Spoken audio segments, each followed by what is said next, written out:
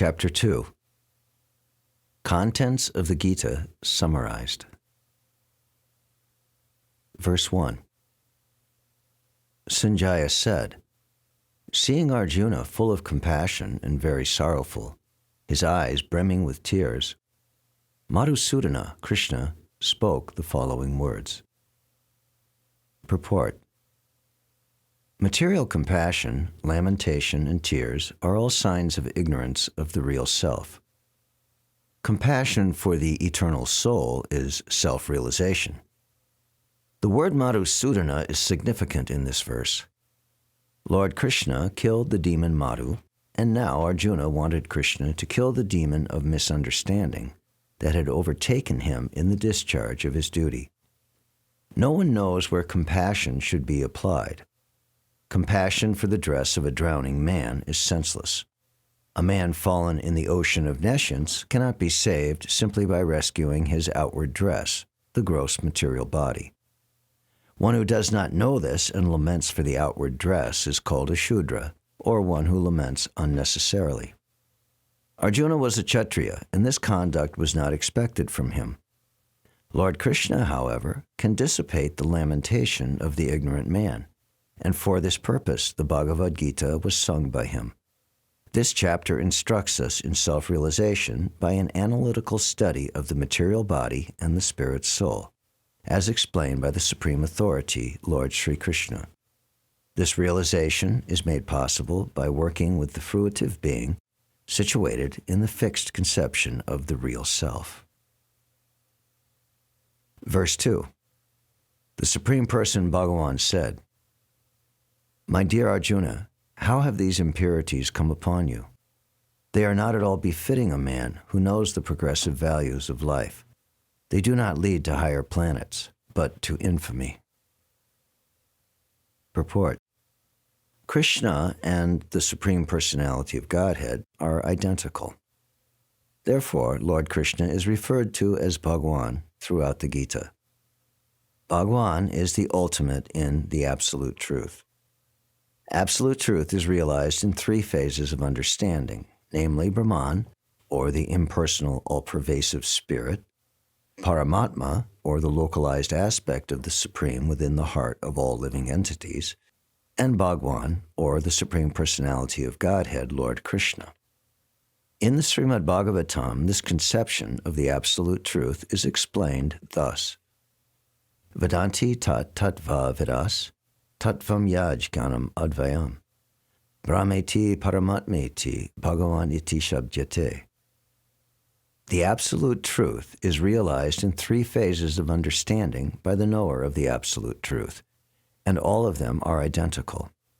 Such phases of the Absolute Truth are expressed as Brahman, Paramatma, and Bhagwan.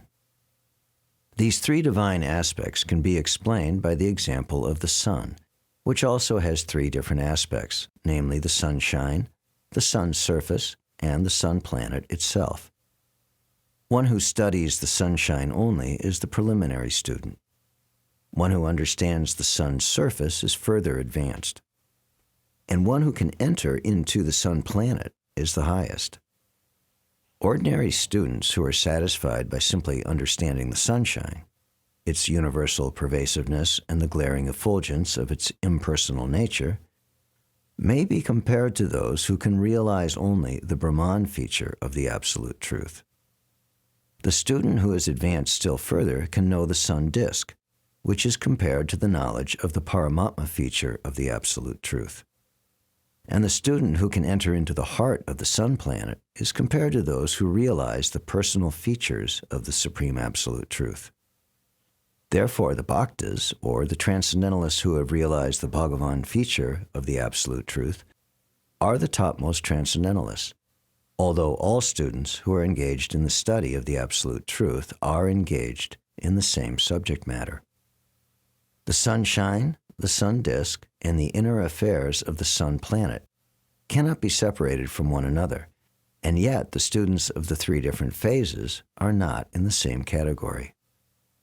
The Sanskrit word Bhagwan is explained by the great authority Parashara Muni, the father of Vyasadeva.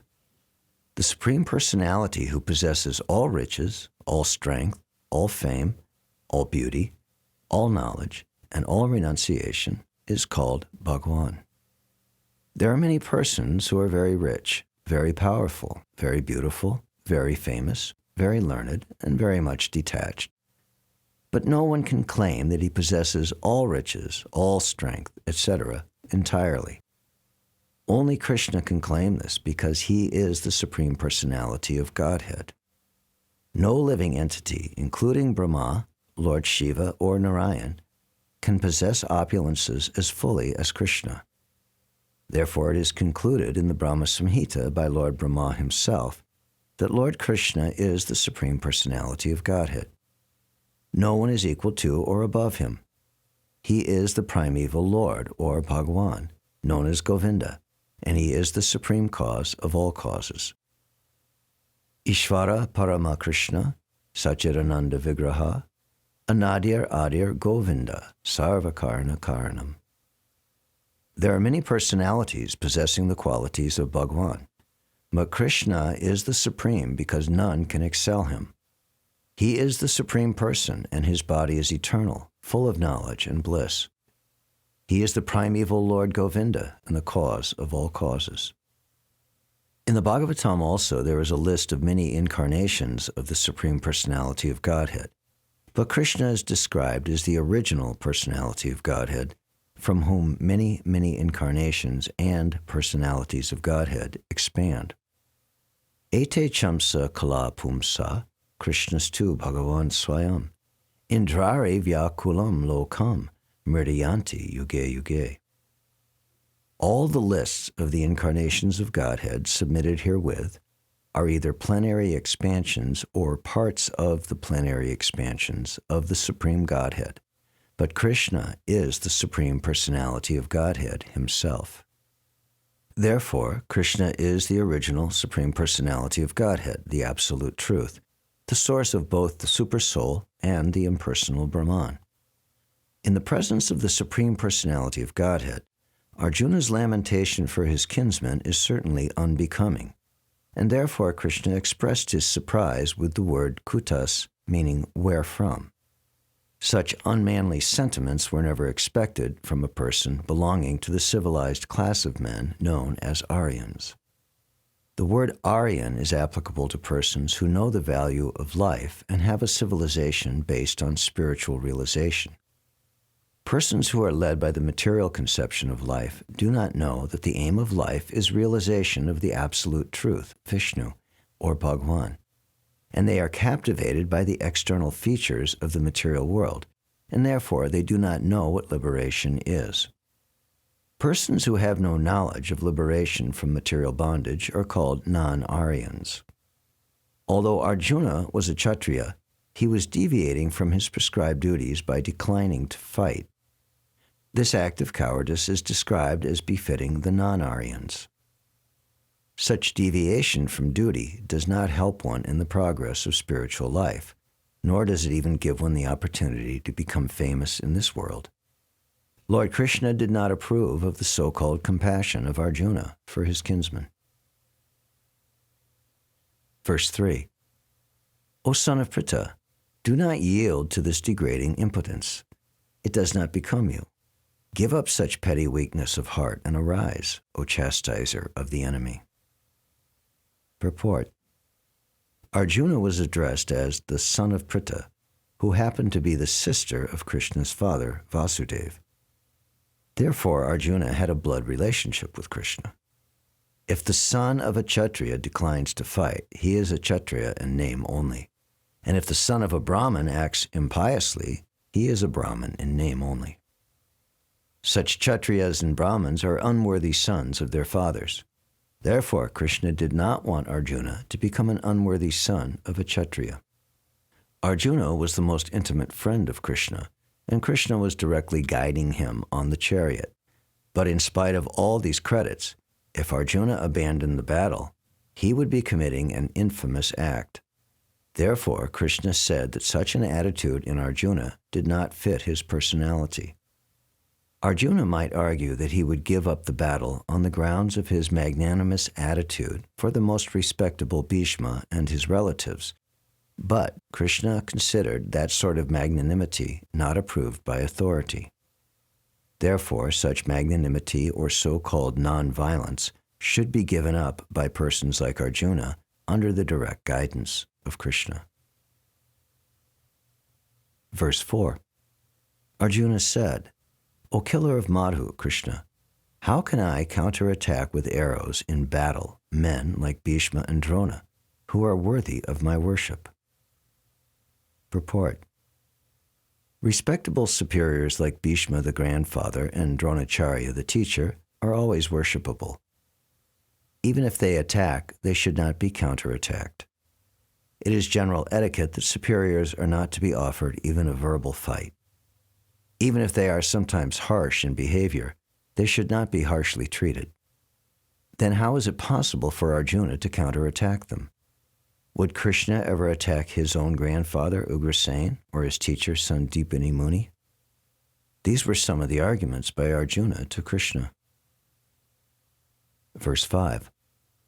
It is better to live in this world by begging than to live at the cost of the lives of great souls who are my teachers. Even though they are avaricious, they are nonetheless superiors. If they are killed, our spoils will be tainted with blood. Purport. According to scriptural codes, a teacher who engages in an abominable action and has lost his sense of discrimination is fit to be abandoned. Bhishma and Drona were obliged to take the side of Duryodhana because of his financial assistance, although they should not have accepted such a position simply on financial considerations. Under the circumstances, they have lost the respectability of teachers. But Arjuna thinks that nevertheless they remain his superiors, and therefore to enjoy material profits after killing them would mean to enjoy spoils tainted with blood. Verse 6. Nor do we know which is better, conquering them or being conquered by them. The sons of Dhritarashtra, whom if we killed we should not care to live, are now standing before us on this battlefield. Purport. Arjuna did not know whether he should fight and risk unnecessary violence, although fighting is the duty of the Kshatriyas, or whether he should refrain and live by begging. If he did not conquer the enemy, begging would be his only means of subsistence. Nor was there certainty of victory, because either side might emerge victorious. Even if victory awaited them and their cause was justified, still, if the sons of Dhritarashtra died in battle, it would be very difficult to live in their absence. Under the circumstances, that would be another kind of defeat for them. All these considerations by Arjuna definitely prove that he was not only a great devotee of the Lord, but that he was also highly enlightened and had complete control over his mind and senses. His desire to live by begging, although he was born in the royal household, is another sign of detachment. He was truly virtuous, as these qualities, combined with his faith in the words of the instruction of Sri Krishna, his spiritual master, indicate. It is concluded that Arjuna was quite fit for liberation. Unless the senses are controlled, there is no chance of elevation to the platform of knowledge, and without knowledge and devotion, there is no chance of liberation. Arjuna was competent in all these attributes, over and above his enormous attributes in his material relationships. Verse 7. Now I am confused about my duty and have lost all composure because of weakness. In this condition I am asking you to tell me clearly what is best for me. Now I am your disciple and a soul surrendered unto you. Please instruct me. Purport. By nature's own way, the complete system of material activities is a source of perplexity for everyone. In every step there is perplexity, and therefore it behooves one to approach a bona fide spiritual master who can give one proper guidance for executing the purpose of life. All Vedic literatures advise us to approach a bona fide spiritual master to get free from the perplexities of life which happen without our desire. They are like a forest fire that somehow blazes without being set by anyone. Similarly, the world's situation is such that perplexities of life automatically appear, without our wanting such confusion. No one wants fire, and yet it takes place, and we become perplexed. The Vedic wisdom therefore advises that in order to solve the perplexities of life and to understand the science of the solution, one must approach a spiritual master who is in the disciplic succession. A person with a bona fide spiritual master is supposed to know everything. One should not, therefore, remain in material perplexities, but should approach a spiritual master. This is the purport of this verse.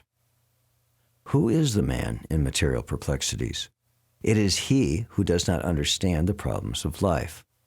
In the Garga Upanishad, the perplexed man is described as follows.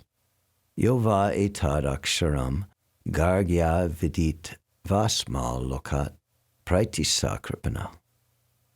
He is a miserly man who does not solve the problems of life as a human, and thus quits this world like the cats and dogs, without understanding the science of self-realization. This human form of life is a most valuable asset for the living entity who can utilize it for solving the problems of life. Therefore, one who does not utilize this opportunity properly is a miser. On the other hand, there is the Brahmin, or he who is intelligent enough to utilize this body to solve all the problems of life. The Kripanas, or miserly persons, waste their time in being overly affectionate for family, society, country, etc., in the material conception of life. One is often attached to family life, namely to wife, children, and other members, on the basis of skin disease.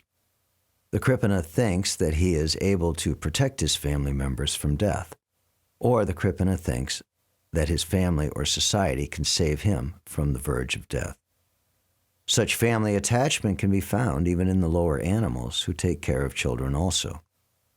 Being intelligent, Arjuna could understand that his affection for family members and his wish to protect them from death were the causes of his perplexities. Although he could understand that his duty to fight was awaiting him, still, on account of miserly weakness, he could not discharge the duties. He is therefore asking Lord Krishna, the Supreme Spiritual Master, to make a definite solution. He offers himself to Krishna as a disciple. He wants to stop friendly talks. Talks between the master and the disciple are serious, and now Arjuna wants to talk very seriously before the recognized spiritual master. Krishna is therefore the original spiritual master of the science of Bhagavad Gita, and Arjuna is the first disciple for understanding the Gita.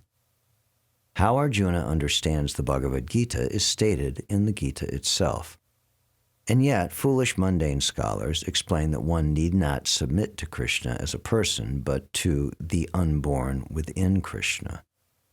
There is no difference between Krishna's within and without, and one who has no sense of this understanding is the greatest fool in trying to understand Bhagavad Gita. Verse 8. I can find no means to drive away this grief which is drying up my senses. I will not be able to destroy it even if I win an unrivaled kingdom on the earth, with sovereignty like that of the demigods in heaven. Purport. Although Arjuna was putting forward so many arguments based on knowledge of the principles of religion and moral codes, it appears that he was unable to solve his real problem without the help of the spiritual master, Lord Sri Krishna. He could understand that his so-called knowledge was useless in driving away his problems, which were drying up his whole existence. And it was impossible for him to solve such perplexities without the help of a spiritual master like Lord Krishna. Academic knowledge, scholarship, high position, etc., are all useless in solving the problems of life. Help can only be given by a spiritual master like Krishna. Therefore, the conclusion is that a spiritual master who is 100% Krishna conscious is the bona fide spiritual master, for he can solve the problems of life. Lord Chaitanya said that one who is master in the science of Krishna consciousness, regardless of his social position, is the real spiritual master. Kiba vipra kiba nyasi sudra kene nai, ye Krishna tattva veta se guru hoy. It does not matter whether a person is a vipra, a learned scholar in Vedic wisdom, or is born in a lower family, or is in the renounced order of life. If he is master in the science of Krishna, he is the perfect and bona fide spiritual master. So without being a master in the science of Krishna consciousness, no one is a bona fide spiritual master. It is also said in Vedic literatures, Sat karma nipano vipro mantra tantra visharada, avaishnavo guru nasyad, vaishnava swapacho guru. A scholarly Brahmin, expert in all subjects of Vedic knowledge, is unfit to become a spiritual master without being a Vaishnav or expert in the science of Krishna consciousness. But a person born in a family of a lower caste can become a spiritual master if he is a Vaishnav or Krishna conscious.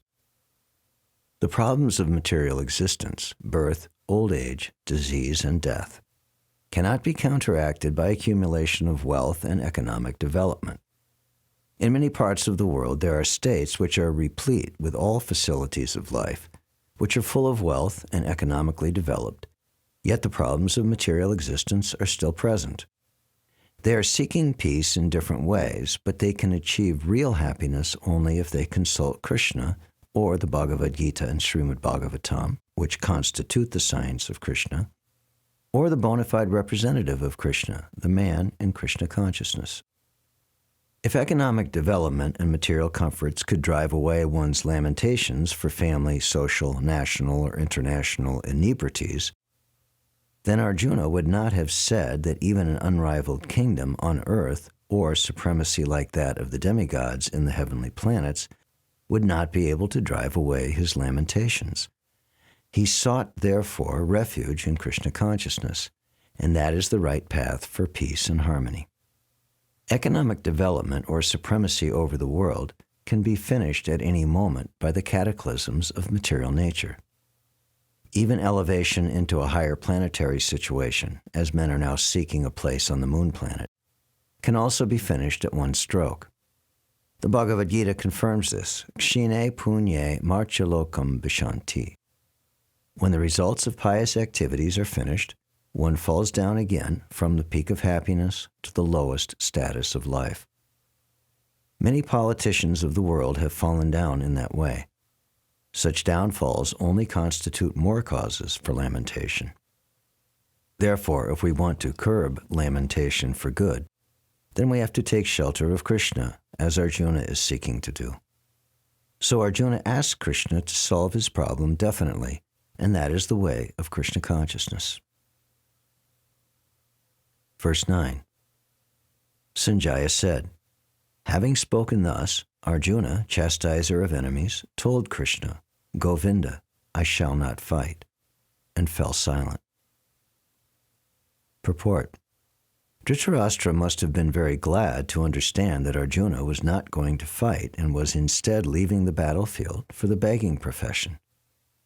But Sanjaya disappointed him again in relating that Arjuna was competent to kill his enemies, Parantapa.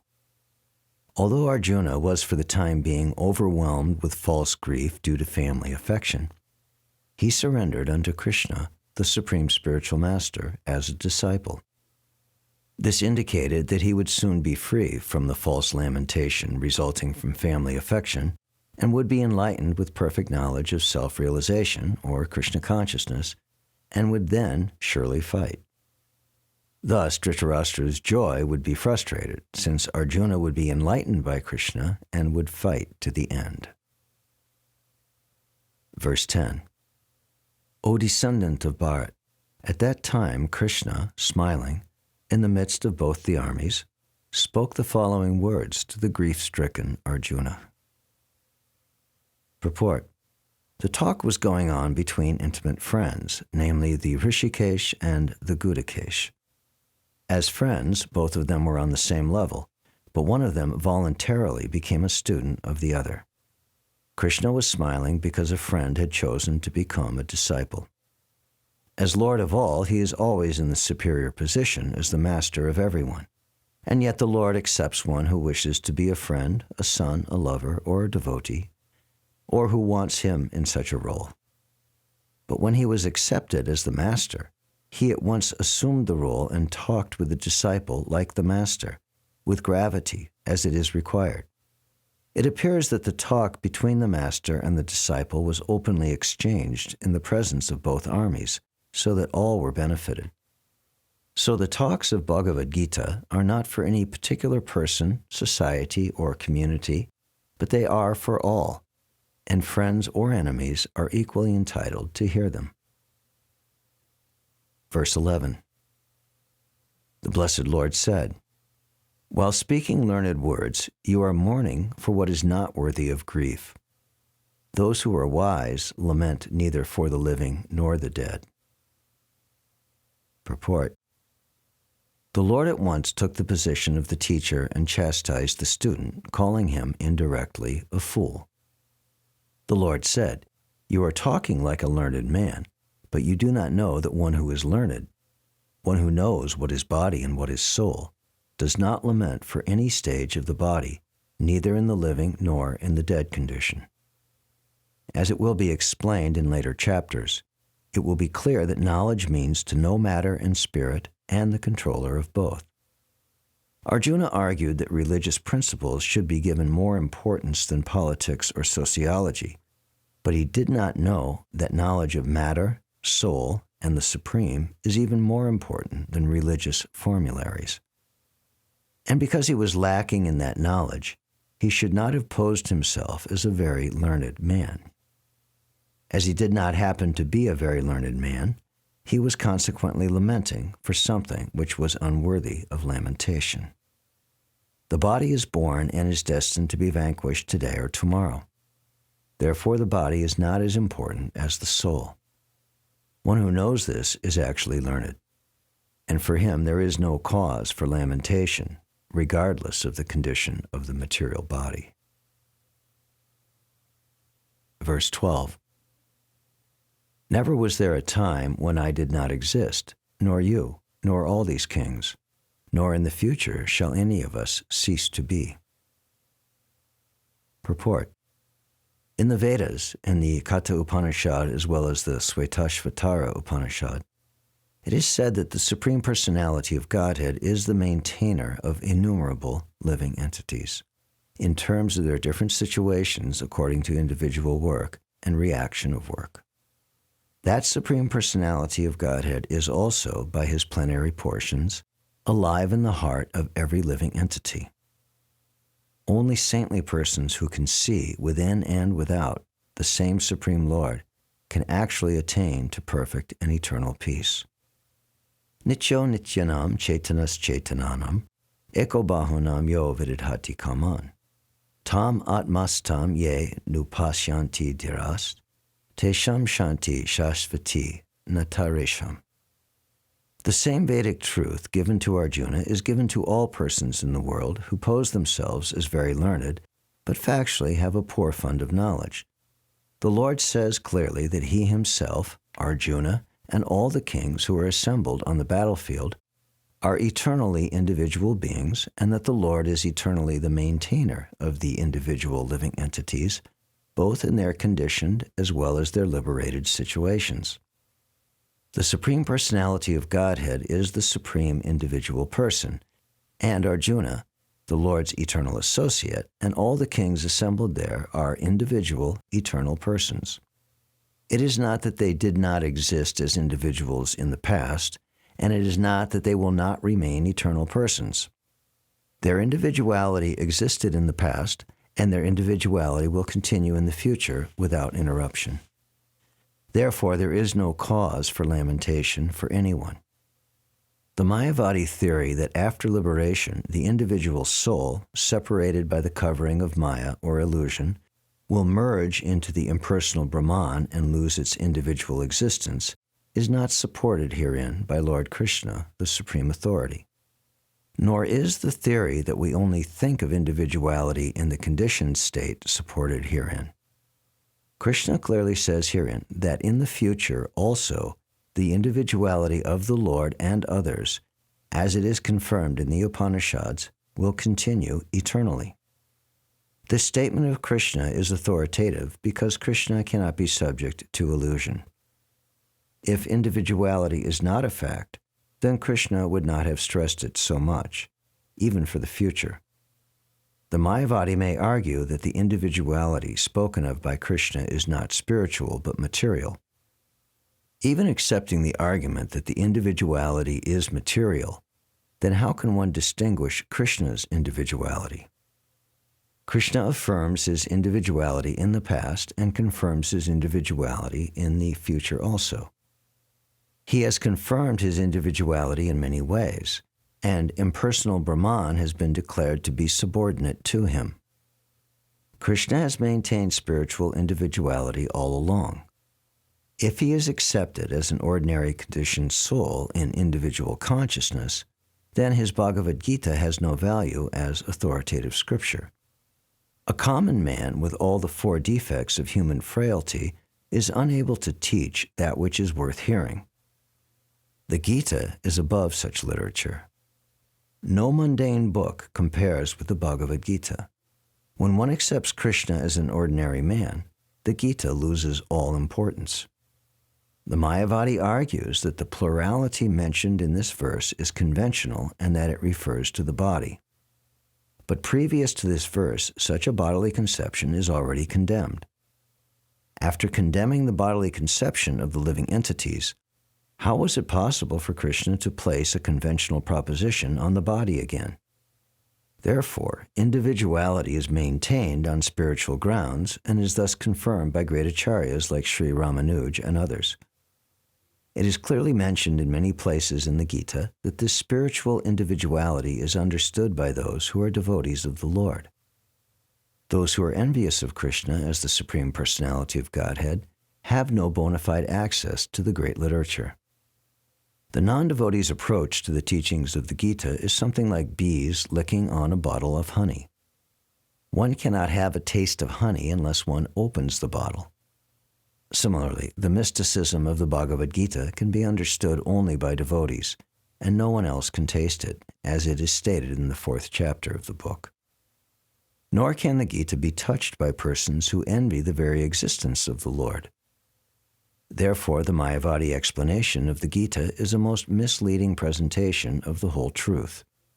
Lord Chaitanya has forbidden us to read commentations made by the Mayavadis and warns that one who takes to such an understanding of the Mayavadi philosophy loses all power to understand the real mystery of the Gita.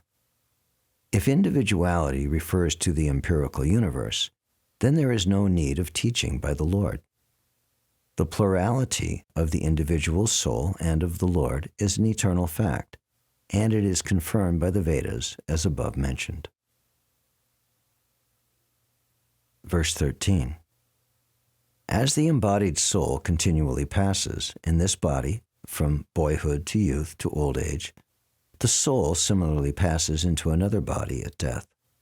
The self-realized soul is not bewildered by such a change. Purport. Since every living entity is an individual soul, each is changing his body every moment, manifesting sometimes as a child, sometimes as a youth, and sometimes as an old man. Yet the same spirit soul is there and does not undergo any change. This individual soul finally changes the body at death and transmigrates to another body. And since it is sure to have another body in the next birth, either material or spiritual, there was no cause for lamentation by Arjuna on account of death, neither for Bhishma nor for Drona, for whom he was so much concerned. Rather, he should rejoice for their changing bodies from old to new ones, thereby rejuvenating their energy. Such changes of body account for varieties of enjoyment or suffering, according to one's work in life. So Bhishma and Drona, being noble souls, were surely going to have either spiritual bodies in the next life, or at least life in heavenly bodies for superior enjoyment of material existence. So in either case, there was no cause of lamentation. Any man who has perfect knowledge of the constitution of the individual soul, the supersoul, and nature, both material and spiritual, is called a dhira or a most sober man. Such a man is never deluded by the change of bodies. The Mayavadi theory of oneness of the spirit soul cannot be entertained on the ground that spirit soul cannot be cut into pieces as a fragmental portion. Such cutting into different individual souls would make the Supreme cleavable or changeable, against the principle of the Supreme Soul being unchangeable. As confirmed in the Gita, the fragmental portions of the Supreme exist eternally, sanatana, and are called kshara. That is, they have a tendency to fall down into material nature. These fragmental portions are eternally so, and even after liberation, the individual soul remains the same, fragmental. But once liberated, he lives an eternal life in bliss and knowledge with the personality of Godhead. The theory of reflection can be applied to the Supersoul who is present in each and every individual body and is known as the Paramatma, who is different from the individual living entity.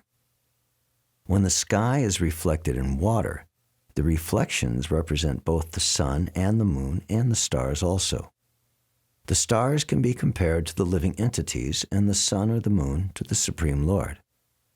The individual fragmental spirit soul is represented by Arjuna, and the Supreme Soul is the personality of Godhead, Sri Krishna.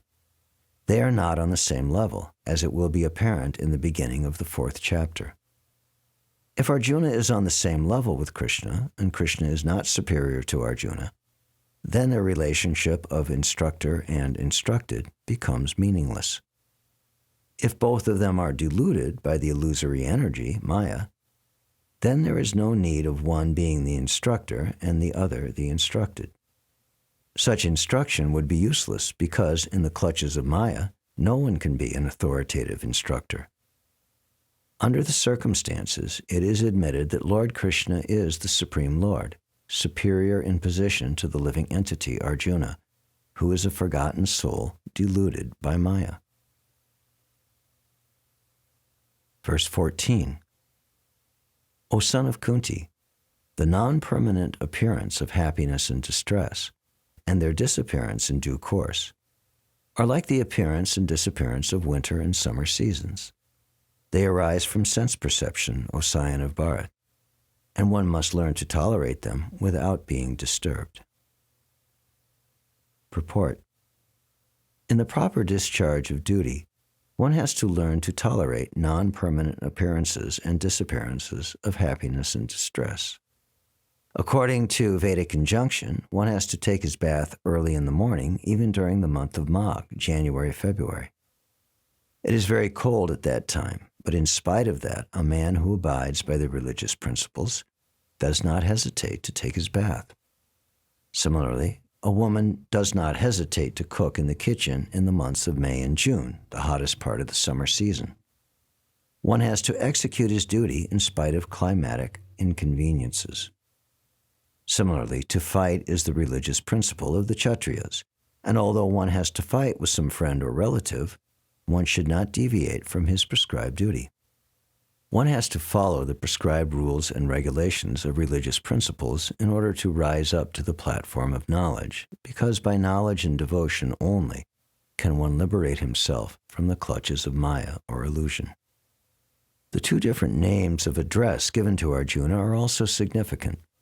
To address him as Kaunteya signifies his great blood relations from his mother's side, and to address him as Bharat signifies his greatness from his father's side. From both sides, he is supposed to have a great heritage. A great heritage brings responsibility in the matter of proper discharge of duties. Therefore, he cannot avoid fighting. Verse 15. O best among men, Arjuna, the person who is not disturbed by happiness and distress and is steady in both is certainly eligible for liberation. Purport. Anyone who is steady in his determination for the advanced stage of spiritual realization and can equally tolerate the onslaughts of distress and happiness is certainly a person eligible for liberation. In the Varnashram institution, the 4th stage of life, namely the renounced order, sannyas, is a painstaking situation. But one who is serious about making his life perfect surely adopts the sannyas order of life in spite of all difficulties. The difficulties usually arise from having to sever family relationships, to give up the connection of wife and children. But if anyone is able to tolerate such difficulties, surely his path to spiritual realization is complete. Similarly, in Arjuna's discharge of duties as a Kshatriya, he is advised to persevere, even if it is difficult to fight with his family members or similarly beloved persons. Lord Chaitanya took sannyas at the age of 24, and his dependents, young wife as well as old mother, had no one else to look after them. Yet for a higher cause he took sannyas and was steady in the discharge of higher duties. That is the way of achieving liberation from material bondage. Verse 16. Those who are seers of the truth have concluded that of the non-existent there is no endurance, and of the existent there is no cessation. This seers have concluded by studying the nature of both. Purport. There is no endurance of the changing body. That the body is changing every moment by the actions and reactions of the different cells is admitted by modern medical science, and thus growth and old age are taking place in the body. But the spirit soul exists permanently, remaining the same despite all changes of the body and the mind. That is the difference between matter and spirit. By nature, the body is ever changing, and the soul is eternal.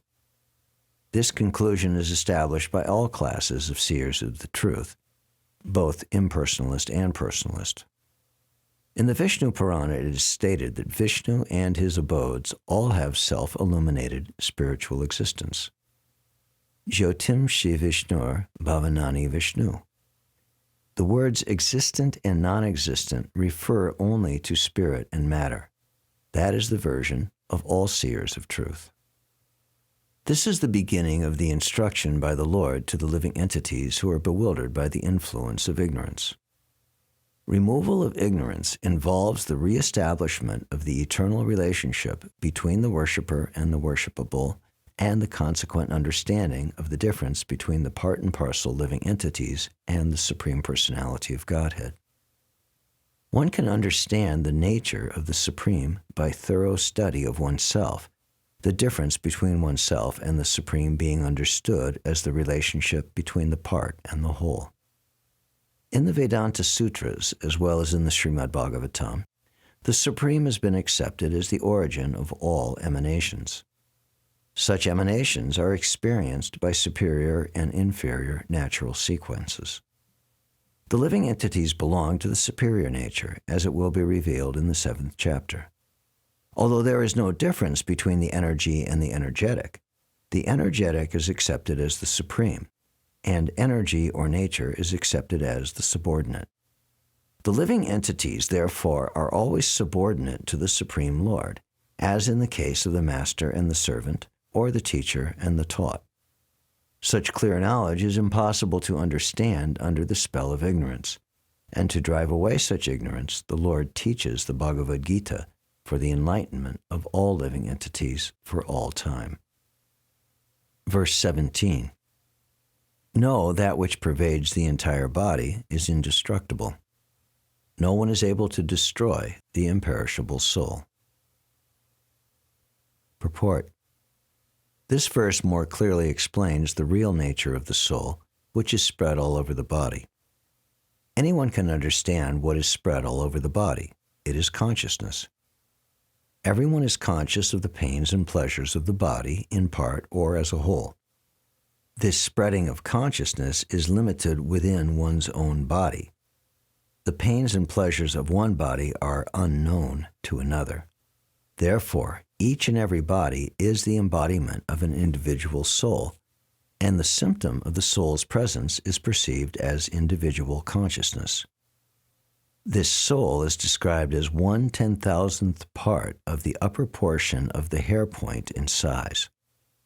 The Svetashvatara Upanishad confirms this. Balagra shata bhagasya shatada kalpitasya cha bhago jiva sa vigyaya sa chanantyaya kalpate.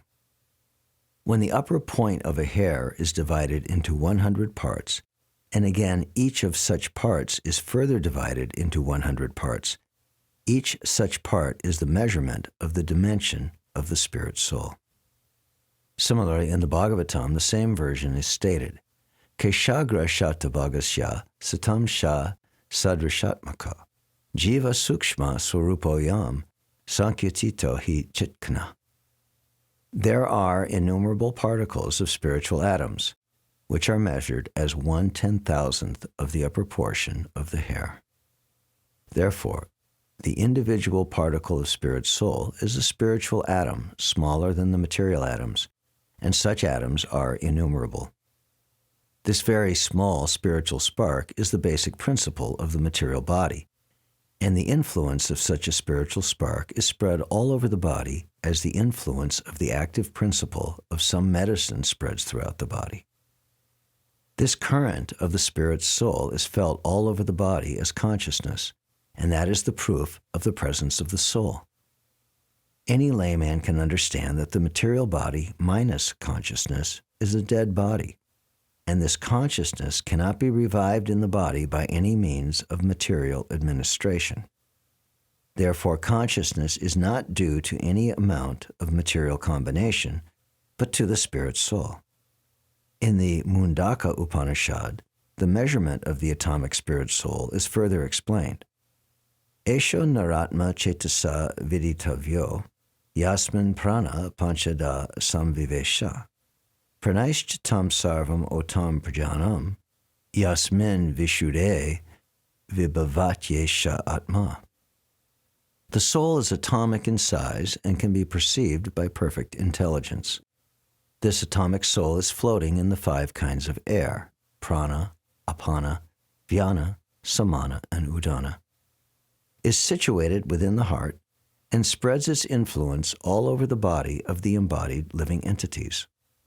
When the soul is purified from the contamination of the 5 kinds of material air, its spiritual influence is exhibited. The Hatha Yoga system is meant for controlling the 5 kinds of air encircling the pure soul by different kinds of sitting postures, not for any material profit, but for liberation of the minute soul from the entanglement of the material atmosphere. So the constitution of the atomic soul is admitted in all Vedic literatures, and it is also actually felt in the practical experience of any sane man. Only the insane man can think of this atomic soul as all-pervading Vishnu Tattva. The influence of the atomic soul can be spread all over a particular body. According to the Mundaka Upanishad, this atomic soul is situated in the heart of every living entity, and because the measurement of the atomic soul is beyond the power of appreciation of the material scientists, some of them assert foolishly that there is no soul. The individual atomic soul is definitely there in the heart along with the supersoul, and thus all the energies of bodily movement are emanating from this part of the body. The corpuscles which carry the oxygen from the lungs gather energy from the soul. When the soul passes away from this position, activity of the blood generating fusion ceases. Medical science accepts the importance of the red corpuscles, but it cannot ascertain that the source of the energy is the soul. Medical science, however, does admit that the heart is the seat of all energies of the body. Such atomic particles of the spirit whole are compared to the sunshine molecules. In the sunshine, there are innumerable radiant molecules. Similarly, the fragmental parts of the Supreme Lord are atomic sparks of the rays of the Supreme Lord, called by the name Prabha, or superior energy. Neither Vedic knowledge nor modern science denies the existence of the spirit soul in the body, and the science of the soul is explicitly described in the Bhagavad Gita by the personality of Godhead himself. Verse 18. Only the material body of the indestructible, immeasurable, and eternal living entity is subject to destruction. Therefore fight, O descendant of Bharat. Purport. The material body is perishable by nature. It may perish immediately, or it may do so after 100 years. It is a question of time only. There is no chance of maintaining it indefinitely. But the spirit soul is so minute that it cannot even be seen by an enemy, to say nothing of being killed. As mentioned in the previous verse, it is so small that no one can have any idea how to measure its dimension. So from both viewpoints, there is no cause of lamentation because the living entity can neither be killed as he is, nor can the material body, which cannot be saved for any length of time, be permanently protected. The minute particle of the whole spirit acquires this material body according to his work, and therefore observance of religious principles should be utilized. In the Vedanta Sutras, the living entity is qualified as light because he is part and parcel of the supreme light. As sunlight maintains the entire universe, so the light of the soul maintains this material body. As soon as the spirit's soul is out of this material body, the body begins to decompose. Therefore, it is the spirit's soul which maintains this body. The body itself is unimportant. Arjuna was advised to fight and sacrifice the material body for the cause of religion. Verse 19. He who thinks that the living entity is the slayer, or that he is slain, does not understand. One who is in knowledge knows that the self slays not, nor is slain. Purport. When an embodied living entity is hurt by fatal weapons, it is to be known that the living entity within the body is not killed. The spirit soul is so small that it is impossible to kill him by any material weapon, as is evident from the previous verses. Nor is the living entity killable because of his spiritual constitution. What is killed, or is supposed to be killed, is the body only. This, however, does not at all encourage killing of the body. The Vedic injunction is Mahimsat Sarvabhutani. Never commit violence to anyone. Nor does understanding that the living entity is not killed encourage animal slaughter. Killing the body of anyone without authority is abominable and is punishable by the law of the state as well as by the law of the Lord. Arjuna, however, is being engaged in killing for the principle of religion and not whimsically. Verse 20. For the soul there is never birth nor death, nor having once been does he ever cease to be.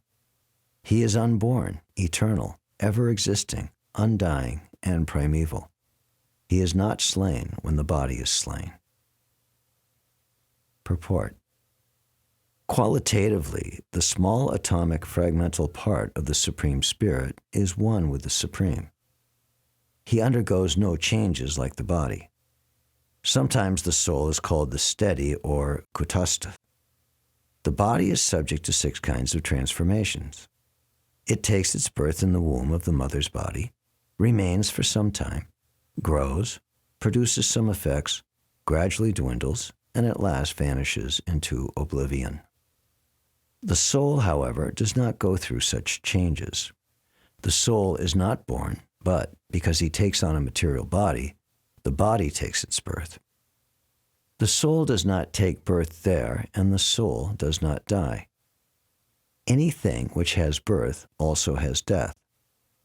And because the soul has no birth, he therefore has no past, present, or future. He is eternal, ever existing, and primeval. That is, there is no trace in history of his coming into being. Under the impression of the body, we seek the history of birth, etc., of the soul. The soul does not at any time become old, as the body does.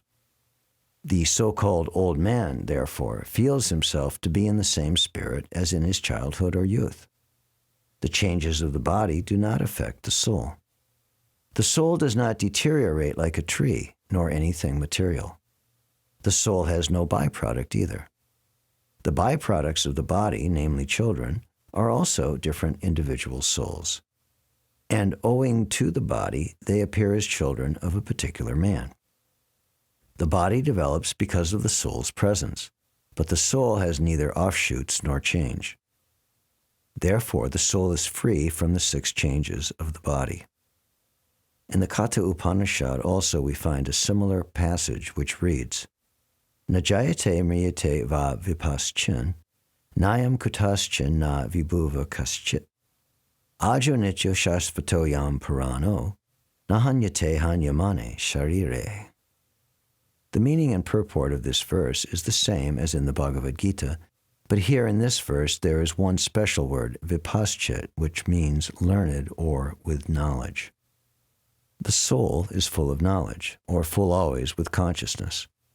Therefore, consciousness is the symptom of the soul. Even if one does not find the soul within the heart, where he is situated, one can still understand the presence of the soul simply by the presence of consciousness. Sometimes we do not find the sun in the sky owing to clouds, or for some other reason, but the light of the sun is always there, and we are convinced that it is therefore daytime.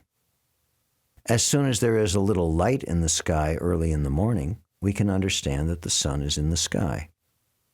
Similarly, since there is some consciousness in all bodies, whether man or animal, we can understand the presence of the soul. This consciousness of the soul is, however, different from the consciousness of the Supreme because the Supreme Consciousness is all knowledge, past, present, and future. The consciousness of the individual soul is prone to be forgetful. When he is forgetful of his real nature, he obtains education and enlightenment from the superior lessons of Krishna. But Krishna is not like the forgetful soul. If so, Krishna's teachings of Bhagavad Gita would be useless. There are two kinds of souls, namely the minute particle soul, Anu-Atma, and the supersoul, the Vibhu-Atma. This is also confirmed in the Katha Upanishad in this way. Anor aniyan mahato mahiyan, atmasya jantor nihito guhayam. Tam akratu pashyati vita shoko, datu prasadan mahimanam atmana. Both the supersoul, Paramatma, and the atomic soul, Jivatma, are situated on the same tree of the body within the same heart of the living being. And only one who has become free from all material desires, as well as lamentations, can, by the grace of the Supreme, understand the glories of the soul. Krishna is the fountainhead of the Supersoul also, as it will be disclosed in the following chapters, and Arjuna is the atomic soul, forgetful of his real nature. Therefore, he requires to be enlightened by Krishna or by his bona fide representative, the spiritual master. Verse 21. O Partha, how can a person who knows that the soul is indestructible, unborn, eternal, and immutable, kill anyone or cause anyone to kill? Purport. Everything has its proper utility, and a man who is situated in complete knowledge knows how and where to apply a thing for its proper utility. Similarly, violence also has its utility, and how to apply violence rests with the person in knowledge. Although the justice of the peace awards capital punishment to a person condemned for murder, the justice of the peace cannot be blamed because he orders violence to another person according to the codes of justice. In Manu Samhita, the law book for mankind, it is supported that a murderer should be condemned to death so that in his next life he will not have to suffer for the great sin he has committed. Therefore, the king's punishment of hanging a murderer is actually beneficial. Similarly, when Krishna orders fighting, it must be concluded that violence is for supreme justice, and as such, Arjuna should follow the instruction, knowing well that such violence, committed in the act of fighting for Krishna, is not violence at all because, at any rate, the man, or rather the soul, cannot be killed. So for the administration of justice, so-called violence is permitted. A surgical operation is not meant to kill the patient, but to cure him. Therefore, the fighting to be executed by Arjuna at the instruction of Krishna is with full knowledge, so there is no possibility of sinful reaction. Verse 22. As a person puts on new garments, giving up old ones, similarly the soul accepts new material bodies, giving up the old and useless ones. Purport. Change of body by the atomic individual soul is an accepted fact. Even some of the modern scientists who do not believe in the existence of the soul, but at the same time cannot explain the source of energy from the heart, have to accept continuous changes of body which appear from childhood to boyhood and from boyhood to youth and again from youth to old age. From old age, the change is transferred to another body. This has already been explained in the previous verse. Transference of the atomic individual soul to another body is made possible by the grace of the Supersoul. The Supersoul fulfills the desire of the atomic soul as one friend fulfills the desire of another. The Vedas, like the Mundaka Upanishad, as well as the Svetashvatara Upanishad, compare the soul and the Supersoul to two friendly birds sitting on the same tree. One of the birds, the individual atomic soul, is eating the fruit of the tree, and the other bird, Krishna, is simply watching his friend. Of these two birds, although they are the same in quality, one is captivated by the fruits of the material tree, while the other is simply witnessing the activities of his friend. Krishna is the witnessing bird, and Arjuna is the eating bird. Although they are friends, one is still the master and the other is the servant. Forgetfulness of this relationship by the atomic soul is the cause of one's changing his position from one tree to another or from one body to another. The jiva's soul is struggling very hard on the tree of the material body, but as soon as he agrees to accept the other bird as the supreme spiritual master, as Arjuna agreed to do by voluntary surrender unto Krishna for instruction, the subordinate bird immediately becomes free from all lamentations. Both the Katha Upanishad and Svetashvatara Upanishad confirm this. Samane vrikshe purusho nimagno, nishaya sochiti muyamana, justam yada pashyat yam ishamasya, mahimanam iti vita shoka. Although the two birds are in the same tree, the eating bird is fully engrossed with anxiety and moroseness as the enjoyer of the fruits of the tree. But if in some way or other he turns his face to his friend who is the Lord and knows his glories, at once the suffering bird becomes free from all anxieties. Arjuna has now turned his face towards his eternal friend, Krishna, and is understanding the Bhagavad Gita from him. And thus, hearing from Krishna, he can understand the supreme glories of the Lord and be free from lamentation. Arjuna is advised herewith by the Lord not to lament for the bodily change of his old grandfather and his teacher. He should rather be happy to kill their bodies in the righteous fight so that they may be cleansed at once of all reactions from various bodily activities. One who lays down his life on the sacrificial altar or in the proper battlefield is at once cleansed of bodily reactions and promoted to a higher status of life. So there was no cause for Arjuna's lamentation. Verse 23. The soul can never be cut into pieces by any weapon, nor can he be burned by fire, nor moistened by water, nor withered by the wind. Purport. All kinds of weapons, swords, flames, rains, tornadoes, etc., are unable to kill the spirit soul. It appears that there were many kinds of weapons made of earth, water, air, ether, etc., in addition to the modern weapons of fire. Even the nuclear weapons of the modern age are classified as fire weapons, but formerly there were other weapons made of all different types of material elements. Firearms were counteracted by water weapons, which are now unknown to modern science. Nor do modern scientists have knowledge of tornado weapons. Nonetheless, the soul can never be cut into pieces, nor annihilated by any number of weapons, regardless of scientific devices. Nor was it ever possible to cut the individual souls from the original soul. The Mayavadi, however, cannot describe how the individual soul evolved from ignorance and consequently became covered by illusory energy. Because they are atomic individual souls, Sanatan, eternally, they are prone to be covered by the illusory energy, and thus they become separated from the association of the Supreme Lord, just as the sparks of the fire, although one in quality with the fire, are prone to be extinguished when out of the fire. In the Varaha Purana, the living entities are described as separated parts and parcels of the Supreme. They are eternally so, according to the Bhagavad Gita also. So even after being liberated from illusion, the living entity remains a separate identity, as is evident from the teachings of the Lord to Arjuna. Arjuna became liberated by the knowledge received from Krishna, but he never became one with Krishna. Verse 24.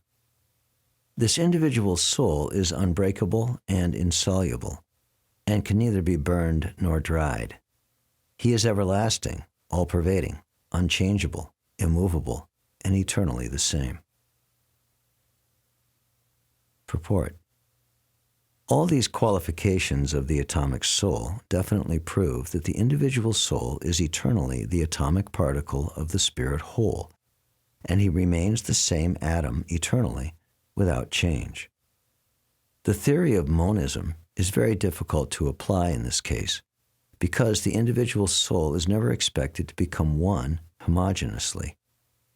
After liberation from material contamination, the atomic soul may prefer to remain as a spiritual spark in the effulgent rays of the Supreme Personality of Godhead. But the intelligent souls enter into the spiritual planets to associate with the Personality of Godhead.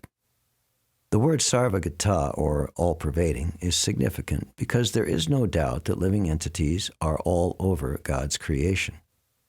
They live on the land, in the water, in the air, within the earth, and even within fire. The belief that they are sterilized in fire is not acceptable because it is clearly stated here that the soul cannot be burned by fire. Therefore, there is no doubt that there are living entities also in the sun planet with suitable bodies to live there. If the sun globe is uninhabited, then the word sarvagata, living everywhere, becomes meaningless. Verse 25. It is said that the soul is invisible, inconceivable, immutable, and unchangeable. Knowing this, you should not grieve for the body. Purport. As described previously, the magnitude of the soul is so small for our material calculation that he cannot be seen even by the most powerful microscope. Therefore, he is invisible. As far as the soul's existence is concerned, no one can establish his existence experimentally beyond the proof of Shruti or Vedic wisdom. We have to accept this truth because there is no other source of understanding the existence of the soul, although it is a fact by perception. There are many things we have to accept solely on grounds of superior authority. No one can deny the existence of his father based upon the authority of his mother. There is no other source of understanding the identity of the father except by the authority of the mother. Similarly, there is no other source of understanding the soul except by studying the Vedas. In other words, the soul is inconceivable by human experimental knowledge. The soul is consciousness and conscious. That also is the statement of the Vedas, and we have to accept that. Unlike the bodily changes, there is no change in the soul. As eternally unchangeable, the soul remains atomic in comparison to the infinite Supreme Soul. The Supreme Soul is infinite, and the atomic soul is infinitesimal. Therefore, the infinitesimal soul, being unchangeable, can never become equal to the infinite soul, or the Supreme Personality of Godhead. This concept is repeated in the Vedas in different ways, just to confirm the stability of the conception of the soul. Repetition of something is necessary in order that we understand the matter thoroughly, without error. Verse 26. If, however, you think that the soul is perpetually born and always dies, still you have no reason to lament, O mighty armed. Purport. There is always a class of philosophers, almost akin to the Buddhists, who do not believe in the separate existence of the soul beyond the body. When Lord Krishna spoke the Bhagavad Gita, it appears that such philosophers existed, and they were known as the Lokayatikas and Vaibhasikas. These philosophers maintained that life's symptoms, or soul, takes place at a certain mature condition of material combination.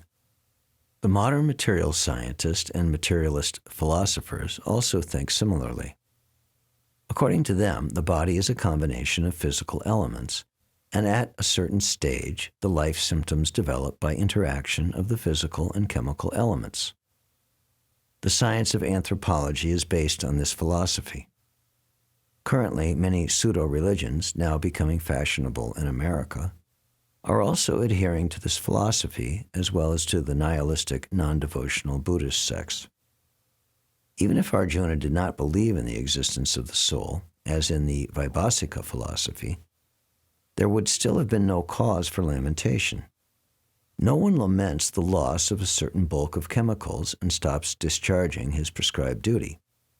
On the other hand, in modern science and scientific warfare, so many tons of chemicals are wasted for achieving victory over the enemy. According to the Vaibhasika philosophy, the so-called soul or Atma vanishes along with the deterioration of the body. So in any case, whether Arjuna accepted the Vedic conclusion that there is an atomic soul, or whether he did not believe in the existence of the soul, he had no reason to lament. According to this theory, since there are so many living entities generating out of matter every moment, and so many of them are being vanquished every moment, there is no need to grieve for such an incidence. However, since he was not risking rebirth of the soul, Arjuna had no reason to be afraid of being affected with sinful reactions due to his killing his grandfather and teacher. But at the same time, Krishna sarcastically addressed Arjuna as Mahabahu, mighty armed, because he, at least, did not accept the theory of the Vaibhasikas, which leaves aside the Vedic wisdom. As a Kshatriya, Arjuna belonged to the Vedic culture, and it behooved him to continue to follow its principles. Verse 27. For one who has taken his birth, death is certain, and for one who is dead, birth is certain. Therefore, in the unavoidable discharge of your duty, you should not lament. Purport. One has to take birth according to one's activities of life. And after finishing one term of activities, one has to die to take birth for the next. In this way, the cycle of birth and death is revolving, one after the other, without liberation. This cycle of birth and death does not, however, support unnecessary murder, slaughter, and war. But at the same time, violence and war are inevitable factors in human society for keeping law and order. The Battle of Kurukshetra, being the will of the Supreme, was an inevitable event, and to fight for the right cause is the duty of a Kshatriya. Why should he be afraid of or aggrieved at the death of his relatives, since he was discharging his proper duty? He did not deserve to break the law, thereby becoming subjected to the reactions of sinful acts of which he was so afraid. By avoiding the discharge of his proper duty, he would not be able to stop the death of his relatives, and he would be degraded due to his selection of the wrong path of action. Verse 28. All created beings are unmanifest in their beginning, manifest in their interim state, and unmanifest again when they are annihilated. So what need is there for lamentation? Purport. Accepting that there are two classes of philosophers, one believing in the existence of the soul and the other not believing in the existence of the soul, there is no cause for lamentation in either case. Non-believers in the existence of the soul are called atheists by followers of Vedic wisdom. Yet even if, for argument's sake, we accept the atheistic theory, there is still no cause for lamentation. Apart from the separate existence of the soul, the material elements remain unmanifested before creation. From this subtle state of unmanifestation comes manifestation. Just as from ether, air is generated, from air, fire is generated, from fire, water is generated, and from water, earth becomes manifested. From the earth, many varieties of manifestations take place. Take, for example, a big skyscraper manifested from the earth. When it is dismantled, the manifestation becomes again unmanifested and remains as atoms in the ultimate stage. The law of conservation of energy remains, but in course of time, things are manifested and unmanifested. That is the difference. Then what cause is there for lamentation, either in the stage of manifestation or unmanifestation? Somehow or other, even in the unmanifested stage, things are not lost. Both at the beginning and at the end, all elements remain unmanifested, and only in the middle are they manifested, and this does not make any real material difference. And if we accept the Vedic conclusion as stated in the Bhagavad Gita, Antavanta ime deha, that these material bodies are perishable in due course of time, nityasyokta sharirina, but that soul is eternal, then we must remember always that the body is like a dress. Therefore, why lament the changing of a dress? The material body has no factual existence in relation to the eternal soul. It is something like a dream. In a dream, we may think of flying in the sky or sitting on a chariot as a king. But when we wake up, we can see that we are neither in the sky nor seated on the chariot. The Vedic wisdom encourages self-realization on the basis of the non-existence of the material body. Therefore, in either case, whether one believes in the existence of the soul or one does not believe in the existence of the soul, there is no cause for lamentation for loss of the body. Verse 29. Some look on the soul as amazing. Some describe him as amazing, and some hear of him as amazing, while others, even after hearing about him, cannot understand him at all. Purport. Since Gita Upanishad is largely based on the principles of the Upanishads, it is not surprising to also find this passage in the Katha Upanishad. Shravanayapi bahubir yona labhya, shrinvanto pi bahavoya na vityu. Ascharyo vakta kushalo syalabda, ascharyo gyata kushala nu shishta. The fact that the atomic soul is within the body of a gigantic animal, in the body of a gigantic banyan tree, and also in the microbic germs, millions and billions of which occupy only an inch of space, is certainly very amazing. Men with a poor fund of knowledge and men who are not austere cannot understand the wonders of the individual atomic spark of spirit, even though it is explained by the greatest authority of knowledge, who imparted lessons even to Brahma, the first living being in the universe. Owing to a gross material conception of things, most men in this age cannot imagine how such a small particle can become both so great and so small. So men look at the soul proper as wonderful, either by constitution or by description. Illusioned by the material energy, people are so engrossed in subject matter for sense gratification that they have very little time to understand the question of self-understanding, even though it is a fact that without this self-understanding, all activities result in ultimate defeat in the struggle for existence. Perhaps one has no idea that one must think of the soul and also make a solution of the material miseries.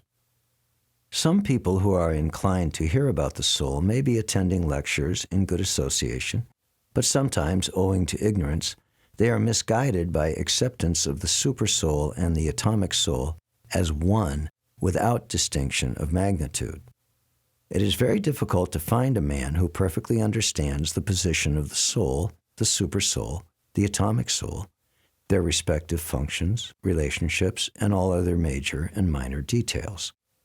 And it is still more difficult to find a man who has actually derived full benefit from knowledge of the soul and who is able to describe the position of the soul in different aspects.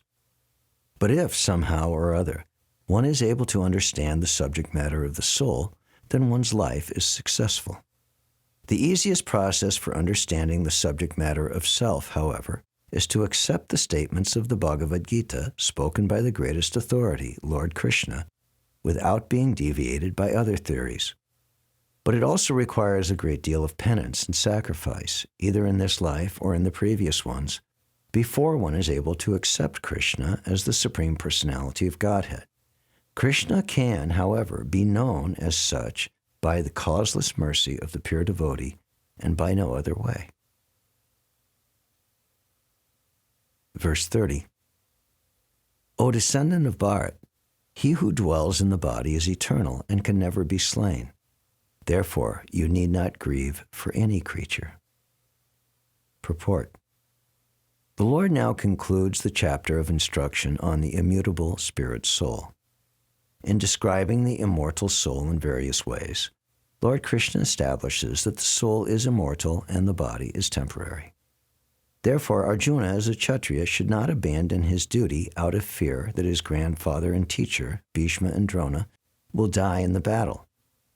On the authority of Sri Krishna, one has to believe that there is a soul different from the material body, not that there is no such thing as soul, or that living symptoms develop at a certain stage of material maturity, resulting from the interaction of chemicals. Though the soul is immortal, violence is not encouraged, but at the time of war, it is not discouraged when there is actual need for it. That need must be justified in terms of the sanction of the Lord, and not capriciously. Verse 31. Considering your specific duty as a Kshatriya, you should know that there is no better engagement for you than fighting on religious principles, and so there is no need for hesitation. Purport. Out of the 4 orders of social administration, the second order, for the matter of good administration, is called Kshatriya. Kshat means hurt. One who gives protection from harm is called Kshatriya. Trayate means to give protection. The Kshatriyas are trained for killing in the forest. A Kshatriya would go into the forest and challenge a tiger face to face and fight with the tiger with his sword. When the tiger was killed, it would be offered the royal order of cremation. This system is being followed even up to the present day by the Kshatriya kings of Jaipur state. The Kshatriyas are specially trained for challenging and killing because religious violence is sometimes a necessary factor. Therefore, Kshatriyas are never meant for accepting directly the order of sannyas or renunciation. Nonviolence in politics may be a diplomacy, but it is never a factor or principle. In the religious law books it is stated, Ahaveshu mito nyan yam, jagam santo mahikshita, yudamana param shaktya, swargam yant ya paran mukha. Yagneshu pashavo brahman, hanyante satatam dvijay, samskrita kila mantras cha, tepi swargam avapnuvan. In the battlefield, a king or Kshatriya, while fighting another king envious of him, is eligible for achieving heavenly planets after death, as the Brahmins also attain the heavenly planets by sacrificing animals in the sacrificial fire. Therefore, killing in the battle on the religious principle and the killing of animals in the sacrificial fire are not at all considered to be acts of violence, because everyone is benefited by the religious principles involved. The animal sacrificed gets a human life immediately without undergoing the gradual evolutionary process from one form to another, and the Kshatriyas killed in the battlefield also attain the heavenly planets, as do the Brahmins who attain them by offering sacrifice. There are 2 kinds of swadharmas, specific duties. As long as one is not liberated, one has to perform the duties of that particular body in accordance with religious principles in order to achieve liberation. When one is liberated, one's swadharma, specific duty, becomes spiritual and is not in the material, bodily concept. In the bodily conception of life, there are specific duties for the Brahmins and Kshatriyas respectively, and such duties are unavoidable. Swadharma is ordained by the Lord, and this will be clarified in the 4th chapter. On the bodily plane, Swadharma is called Varnashram Dharma, or man's stepping stone for spiritual understanding. Human civilization begins from the stage of Varnashram Dharma, or specific duties in terms of the specific modes of nature of the body obtained. Discharging one's specific duty in any field of action in accordance with Varnashram Dharma serves to elevate one to a higher status of life. Verse 32. O Partha, happy are the Kshatriyas to whom such fighting opportunities come unsought, opening for them the doors of the heavenly planets. Purport. As Supreme Teacher of the world, Lord Krishna condemns the attitude of Arjuna who said, "I do not find any good in this fighting. It will cause perpetual habitation in hell." Such statements by Arjuna were due to ignorance only. He wanted to become non-violent in the discharge of his specific duty. For a Kshatriya to be in the battlefield and to become non-violent is the philosophy of fools. In the Parashara Smriti, or religious codes made by Parashara, the great sage and father of Vyasadeva, it is stated, Kshatriyo hi prajarakshan shastrapani pradandayan nirjitya parasainyadi kshitim dharmena palayet. The Kshatriya's duty is to protect the citizens from all kinds of difficulties. And for that reason, he has to apply violence in suitable cases for law and order. Therefore, he has to conquer the soldiers of inimical kings, and thus, with religious principles, he should rule over the world. Considering all aspects, Arjuna had no reason to refrain from fighting. If he should conquer his enemies, he would enjoy the kingdom. And if he should die in the battle, he would be elevated to the heavenly planets, whose doors were wide open to him. Fighting would be for his benefit in either case. Verse 33. If, however, you do not fight this religious war, then you will certainly incur sins for neglecting your duties and thus lose your reputation as a fighter. Purport. Arjuna was a famous fighter, and he attained fame by fighting many great demigods, including even Lord Shiva. After fighting and defeating Lord Shiva in the dress of a hunter, Arjuna pleased the Lord and received as a reward a weapon called Pashupata Astra.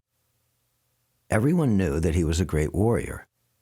Even Dronacharya gave him benediction and awarded him the special weapon by which he could kill even his teacher. So he was credited with so many military certificates from many authorities, including his adopted father Indra, the heavenly king. But if he abandoned the battle, he would not only neglect his specific duty as a Kshatriya, but he would lose all his fame and good name and thus prepare his royal road to hell. In other words, he would go to hell not by fighting, but by withdrawing from battle. Verse 34. People will always speak of your infamy, and for one who has been honored, dishonor is worse than death. Purport. Both as friend and philosopher to Arjuna, Lord Krishna now gives his final judgment regarding Arjuna's refusal to fight. The Lord says, Arjuna, if you leave the battlefield, people will call you a coward even before your actual flight.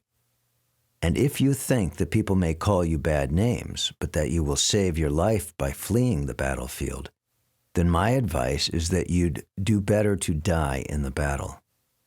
For a respectable man like you, ill fame is worse than death. So you should not flee for fear of your life. Better to die in the battle. That will save you from the ill fame of misusing my friendship and from losing your prestige in society.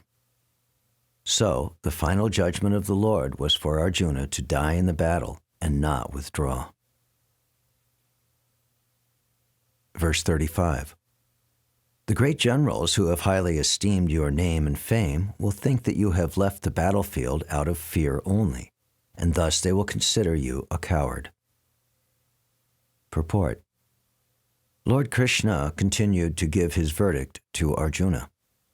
Do not think that the great generals like Duryodhana, Karna, and other contemporaries will think that you have left the battlefield out of compassion for your brothers and grandfather.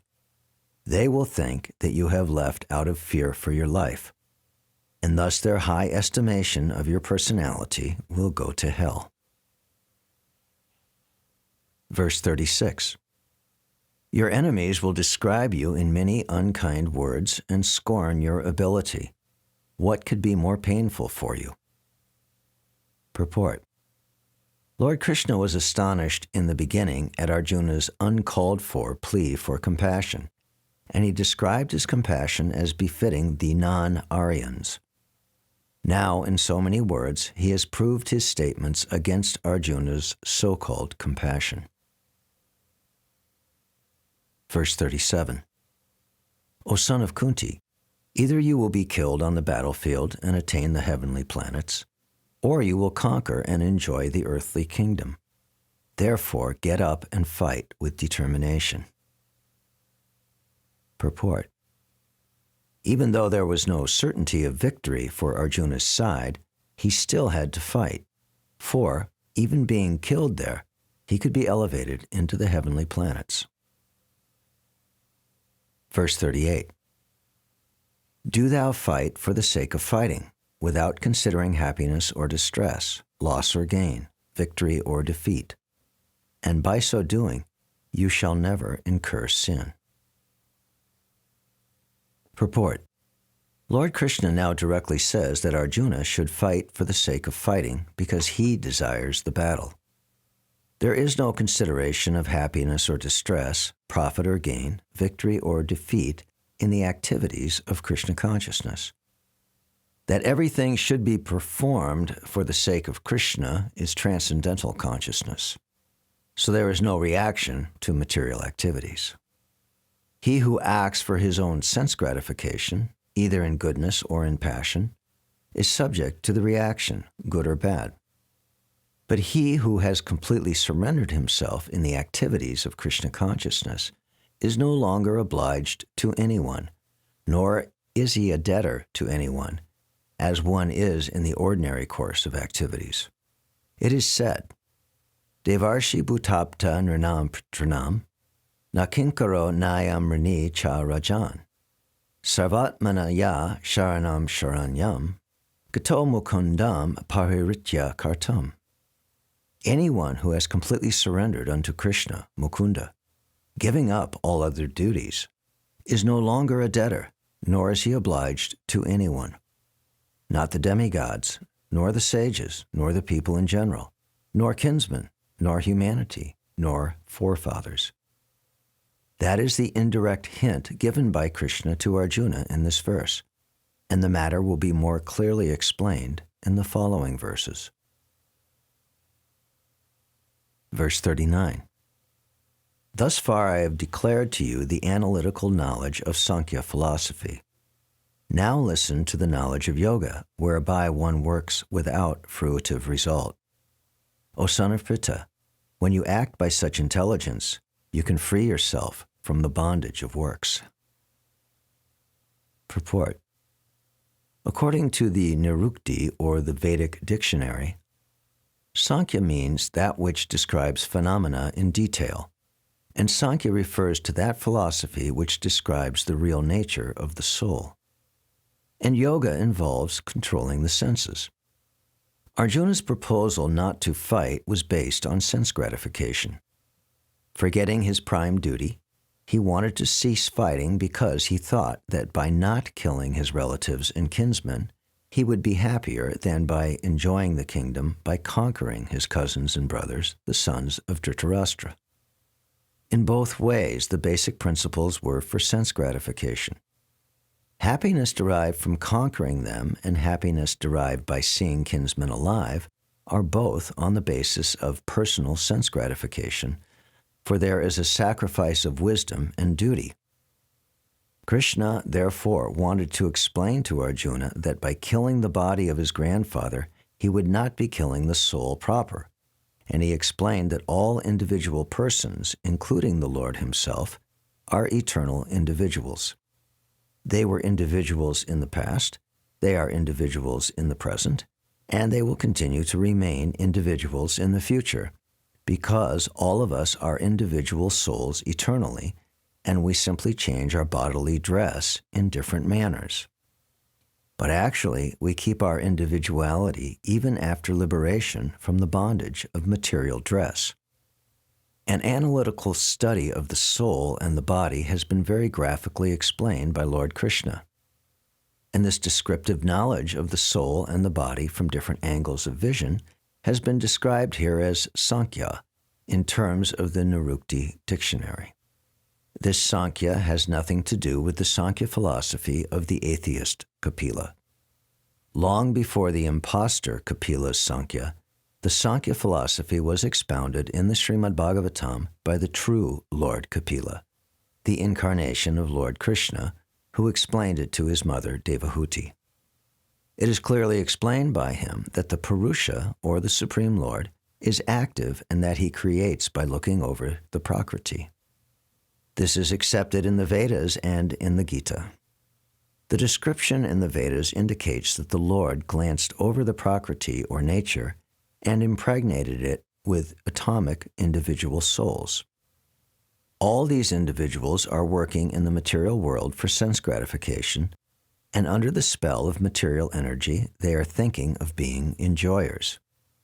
This mentality is dragged to the last point of liberation when the living entity wants to become one with the Lord. This is the last snare of Maya, or sense gratificatory illusion, and it is only after many, many births of such sense gratificatory activities that a great soul surrenders unto Vasudeva, Lord Krishna, thereby fulfilling the search after the ultimate truth. Arjuna has already accepted Krishna as his spiritual master by surrendering himself unto him. Shishyas te ham sadimam tvam prapanam. Consequently, Krishna will now tell him about the working process in Buddhi Yoga, or Karma Yoga, or in other words, the practice of devotional service only for the sense gratification of the Lord. This Buddhi Yoga is clearly explained in chapter 10, verse 10, as being direct communion with the Lord, who is sitting as Paramatma in everyone's heart. But such communion does not take place without devotional service. One who is therefore situated in devotional or transcendental loving service to the Lord, or in other words, in Krishna consciousness, attains to this stage of Buddhi Yoga by the special grace of the Lord. The Lord says, therefore, that only to those who are always engaged in devotional service out of transcendental love does he award the pure knowledge of devotion in love. In that way, the devotee can reach him easily in the ever-blissful kingdom of God. Thus, the Buddhi Yoga mentioned in this verse is the devotional service of the Lord, and the word Sankhya mentioned herein has nothing to do with the atheistic Sankhya Yoga enunciated by the impostor Kapila.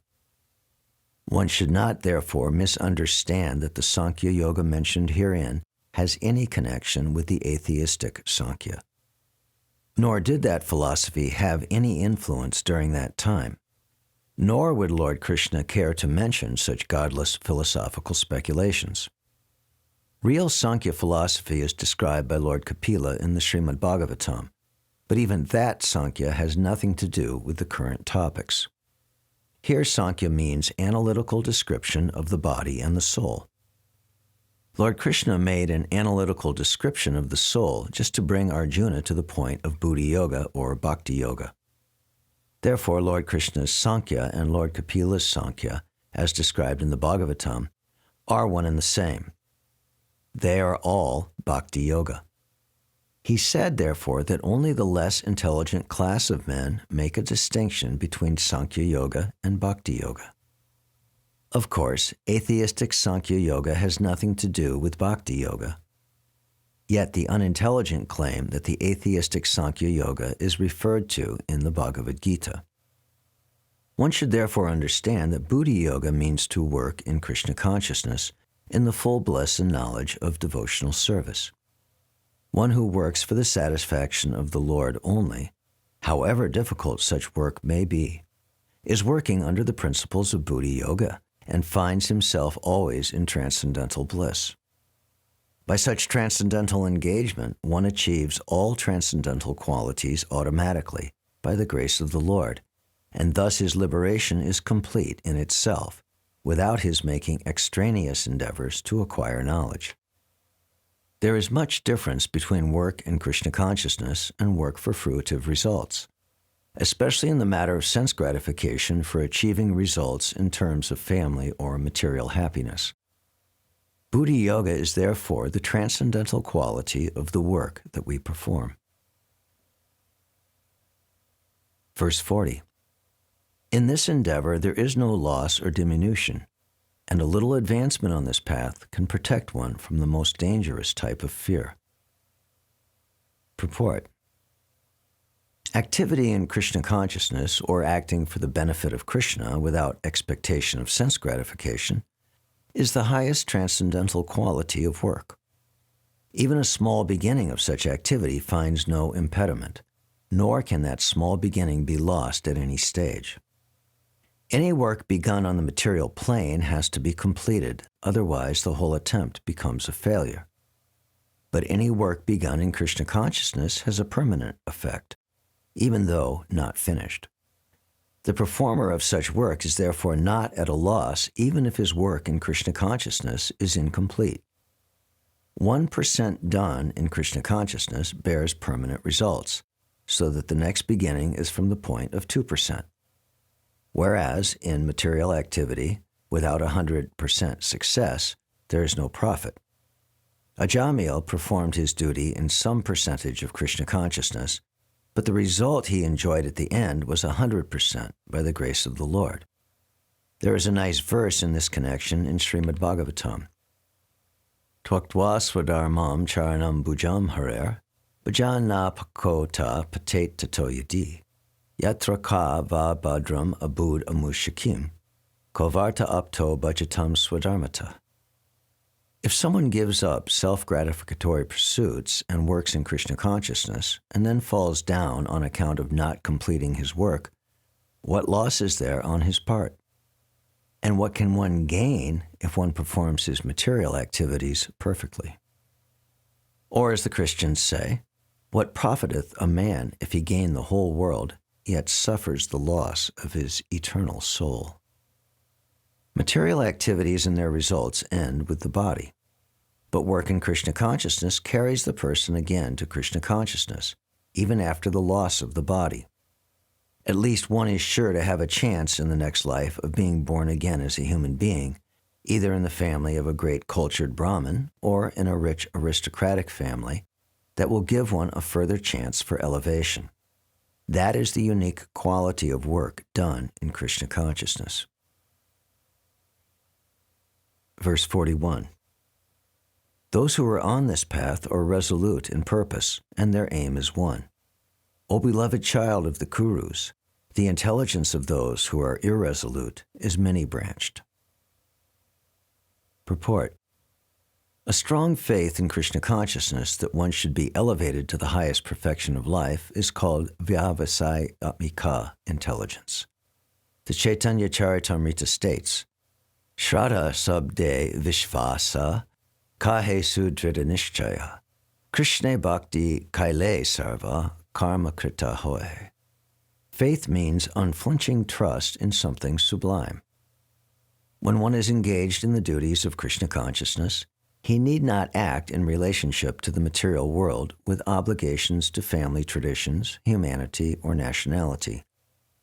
Fruitive activities are the engagements of one's reactions from past good or bad deeds.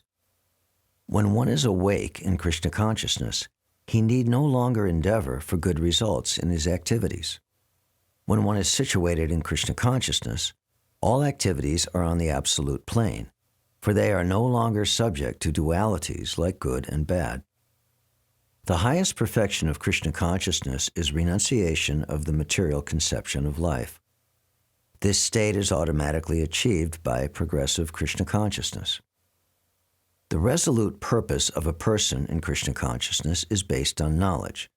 Vasudeva sarvamiti sa mahatma sudurlabha, by which one comes to know perfectly that Vasudeva, or Krishna, is the root of all manifested causes. As water on the root of a tree is automatically distributed to the leaves and branches, in Krishna consciousness one can render the highest service to everyone, namely self, family, society, country, humanity, etc. If Krishna is satisfied by one's actions, then everyone will be satisfied. Service in Krishna consciousness is, however, best practiced under the able guidance of a spiritual master, who is a bona fide representative of Krishna, who knows the nature of the student and who can guide him to act in Krishna consciousness.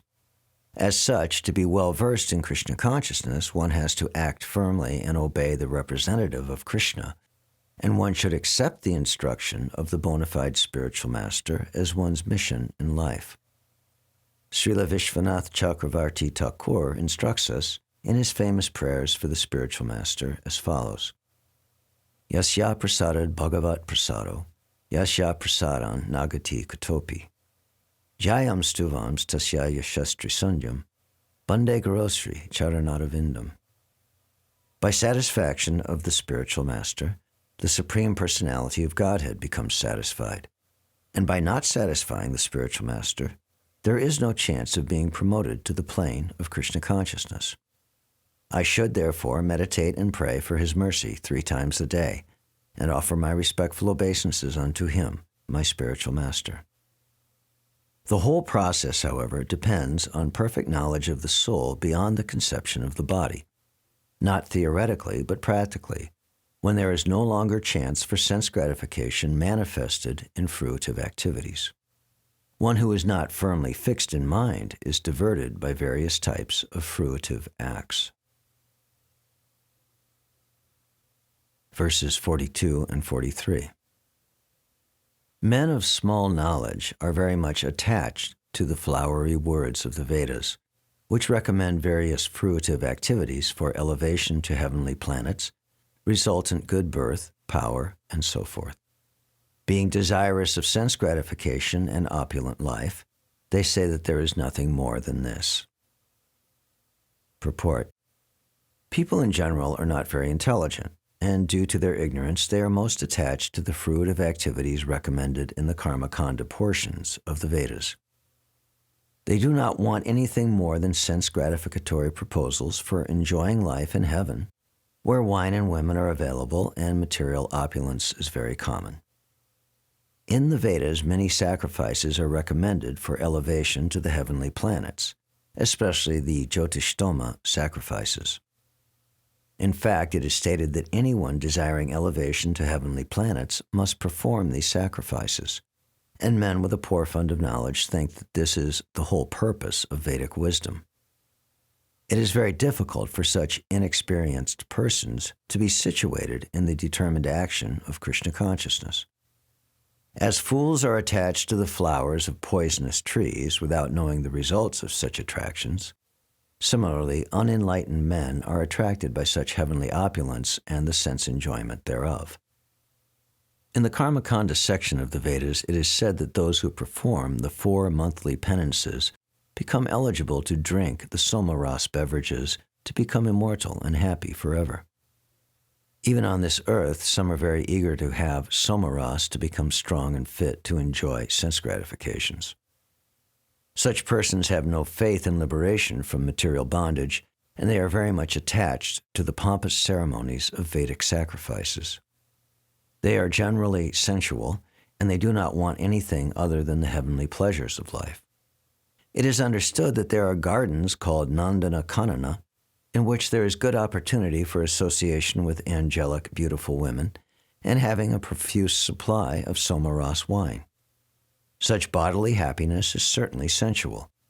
Therefore, there are those who are purely attached to material, temporary happiness as lords of the material world. Verse 44.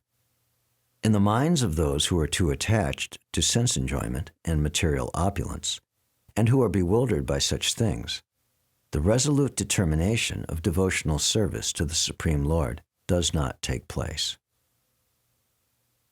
Purport: Samadhi means fixed mind. The Vedic dictionary, the Nirukti, says, Samyag adiyate smin atmatattva yatapnyam. When the mind is fixed for understanding the self, it is called samadhi. Samadhi is never possible for persons interested in material sense enjoyment, nor for those who are bewildered by such temporary things. They are more or less condemned by the process of material energy. Verse 45. The Vedas mainly deal with the subject of the 3 modes of material nature, Rise above these modes, O Arjuna. Be transcendental to all of them. Be free from all dualities and from all anxieties for gain and safety, and be established in the self. Purport. All material activities involve actions and reactions in the three modes of material nature. They are meant for fruitive results, which cause bondage in the material world. The Vedas deal mostly with fruitive activities to gradually elevate the general public from the field of sense gratification to a position on the transcendental plane. Arjuna, as a student and friend of Lord Krishna, is advised to raise himself to the transcendental position of Vedanta philosophy where, in the beginning, there is Brahma Jigyasa, or questions on the supreme transcendence. All the living entities who are in the material world are struggling very hard for existence. For them, the Lord, after creation of the material world, gave the Vedic wisdom advising how to live and get rid of the material entanglement. When the activities for sense gratification, namely the Karma Kanda chapter, are finished, then the chance for spiritual realization is offered in the form of the Upanishads, which are part of different Vedas, as the Bhagavad Gita is a part of the fifth Veda, namely the Mahabharata. The Upanishads mark the beginning of transcendental life. As long as the material body exists, there are actions and reactions in the material modes. One has to learn tolerance in the face of dualities such as happiness and distress, or cold and warmth, and by tolerating such dualities, become free from anxieties regarding gain and loss. This transcendental position is achieved in full Krishna consciousness, when one is fully dependent on the goodwill of Krishna. Verse 46. All purposes that are served by the small pond can at once be served by the great reservoirs of water. Similarly, all the purposes of the Vedas can be served to one who knows the purpose behind them. Purport. The rituals and sacrifices mentioned in the Karma Kanda division of the Vedic literature are to encourage gradual development of self-realization. And the purpose of self-realization is clearly stated in the 15th chapter of the Bhagavad Gita. The purpose of studying the Vedas is to know Lord Krishna, the primeval cause of everything. So self-realization means understanding Krishna and one's eternal relationship with him. The relationship of the living entities with Krishna is also mentioned in the 15th chapter of Bhagavad Gita. The living entities are parts and parcels of Krishna. Therefore, revival of Krishna consciousness by the individual living entity is the highest perfectional stage of Vedic knowledge. This is confirmed in the Srimad Bhagavatam as follows. Aho bata swapachoto gariyan, yajjavagre vartate nama tubhyam, te pustapas te juhuvashashnar arya, brahmanuchar nama grananti yete. O my Lord, a person who is chanting your holy name, although born of a low family like that of a Chandala dog-eater, is situated on the highest platform of self-realization. Such a person must have performed all kinds of penances and sacrifices according to Vedic rituals and studied the Vedic literatures many, many times after taking his bath in all the holy places of pilgrimage. Such a person is considered to be the best of the Aryan family. So one must be intelligent enough to understand the purpose of the Vedas without being attached to the rituals only, and must not desire to be elevated to the heavenly kingdoms for a better quality of sense gratification. It is not possible for the common man in this age to follow all the rules and regulations of the Vedic rituals and the injunctions of the Vedantas and the Upanishads. It requires much time, energy, knowledge, and resources to execute the purposes of the Vedas. This is hardly possible in this age. The best purpose of Vedic culture is served, however, by chanting the holy name of the Lord, as recommended by Lord Chaitanya, the deliverer of all fallen souls. When Lord Chaitanya was asked by a great Vedic scholar, Prakashananda Saraswati, why he, the Lord, was chanting the holy name of the Lord like a sentimentalist instead of studying Vedanta philosophy, the Lord replied that his spiritual master found him to be a great fool, and thus he asked him to chant the holy name of Lord Krishna. He did so and became ecstatic like a madman. In this age of Kali, most of the population is foolish and not adequately educated to understand Vedanta philosophy. The best purpose of Vedanta philosophy is served by inoffensively chanting the holy name of the Lord. Vedanta is the last word in Vedic wisdom, and the author and knower of the Vedanta philosophy is Lord Krishna. And the highest Vedantist is the great soul who takes pleasure in chanting the holy name of the Lord. That is the ultimate purpose of all Vedic mysticism. Verse 47. You have a right to perform your prescribed duty, but you are not entitled to the fruits of action. Never consider yourself to be the cause of the results of your activities, and never be attached to not doing your duty. Purport. There are three considerations here: prescribed duties, capricious work, and inaction. Prescribed duties refer to activities performed while one is in the modes of material nature. Capricious work means actions without the sanction of authority, and inaction means not performing one's prescribed duties. The Lord advised that Arjuna not be inactive, but that he perform his prescribed duty without being attached to the result. One who is attached to the result of his work is also the cause of the action. Thus he is the enjoyer or sufferer of the result of such actions. As far as prescribed duties are concerned, they can be fitted into three subdivisions, namely routine work, emergency work, and desired activities. Routine work, in terms of the scriptural injunctions, is done without desire for results. As one has to do it, obligatory work is action in the mode of goodness. Work with results becomes the cause of bondage. Therefore, such work is not auspicious. Everyone has his proprietary right in regard to prescribed duties, but should act without attachment to the result. Such disinterested obligatory duties doubtlessly lead one to the path of liberation. Arjuna was therefore advised by the Lord to fight as a matter of duty, without attachment to the result. His non-participation in the battle is another side of attachment. Such attachment never leads one to the path of salvation. Any attachment, positive or negative, is cause for bondage. Inaction is sinful. Therefore, fighting as a matter of duty was the only auspicious path of salvation for Arjuna.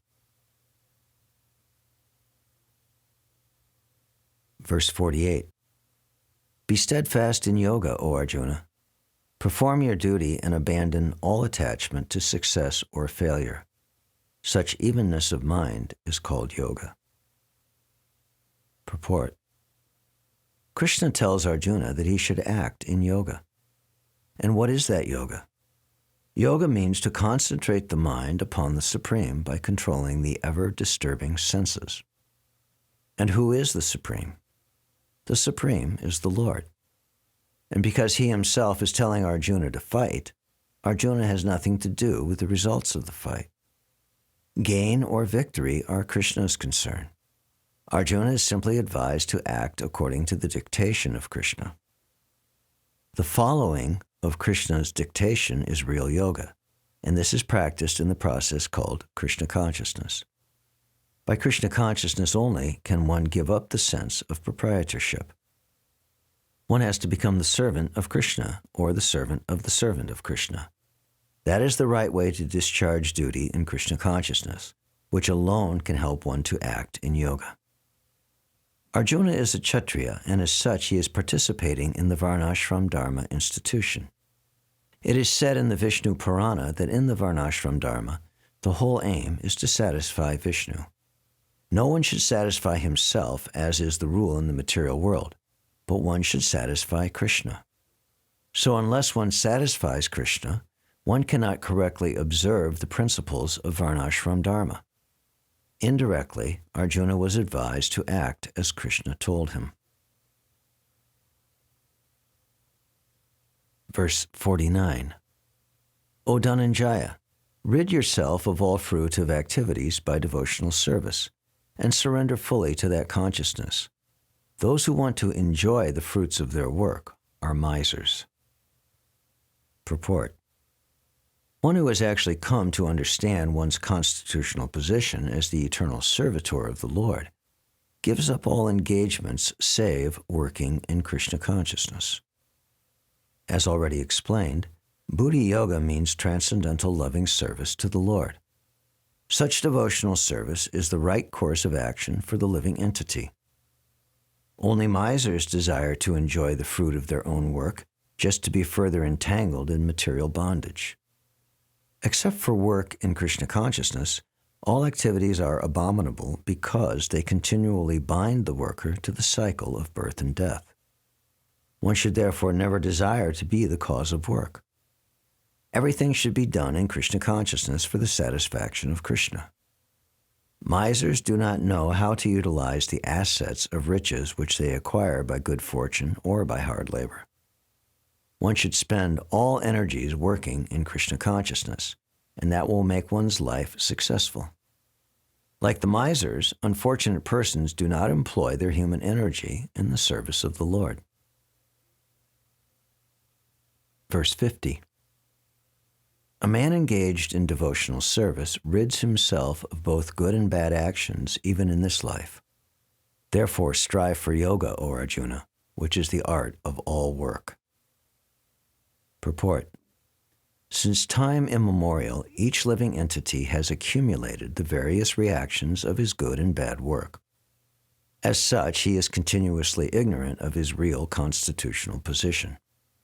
One's ignorance can be removed by the instruction of the Bhagavad Gita, which teaches one to surrender unto Lord Sri Krishna in all respects and become liberated from the chained victimization of action and reaction, birth after birth. Arjuna is therefore advised to act in Krishna consciousness, the purifying process of resultant action. Verse 51. The wise, engaged in devotional service, take refuge in the Lord and free themselves from the cycle of birth and death by renouncing the fruits of action in the material world. In this way, they can attain that state beyond all miseries. Purport. The liberated living entities seek that place where there are no material miseries. The Bhagavatam says, Samashrita ye parapalava plavam mahatpadam punya yasho murare bhavam buddhir vatsa padam param padam yad vipadam natesham. For one who has accepted the boat of the lotus feet of the Lord, who is the shelter of the cosmic manifestation and is famous as Mukunda, or the giver of mukti, the ocean of the material world is like the water contained in a calf's hoofprint. Parampadam, or the place where there are no material miseries, or Vaikuntha, is his goal, not the place where there is danger in every step of life. Owing to ignorance, one does not know that this material world is a miserable place where there are dangers at every step. Out of ignorance only, less intelligent persons try to adjust to the situation by fruitive activities, thinking that resultant actions will make them happy. They do not know that no kind of material body anywhere within the universe can give life without miseries. The miseries of life, namely birth, death, old age, and diseases, are present everywhere within the material world. But one who understands his real constitutional position as the eternal servitor of the Lord, and thus knows the position of the personality of Godhead, engages himself in the transcendental loving service of the Lord. Consequently, he becomes qualified to enter into the Vaikuntha planets, where there is neither material, miserable life, nor the influence of time and death. To know one's constitutional position means to know also the sublime position of the Lord. One who wrongly thinks that the living entity's position and the Lord's position are on the same level is to be understood to be in darkness and therefore unable to engage himself in the devotional service of the Lord. He becomes a Lord himself and thus paves the way for the repetition of birth and death.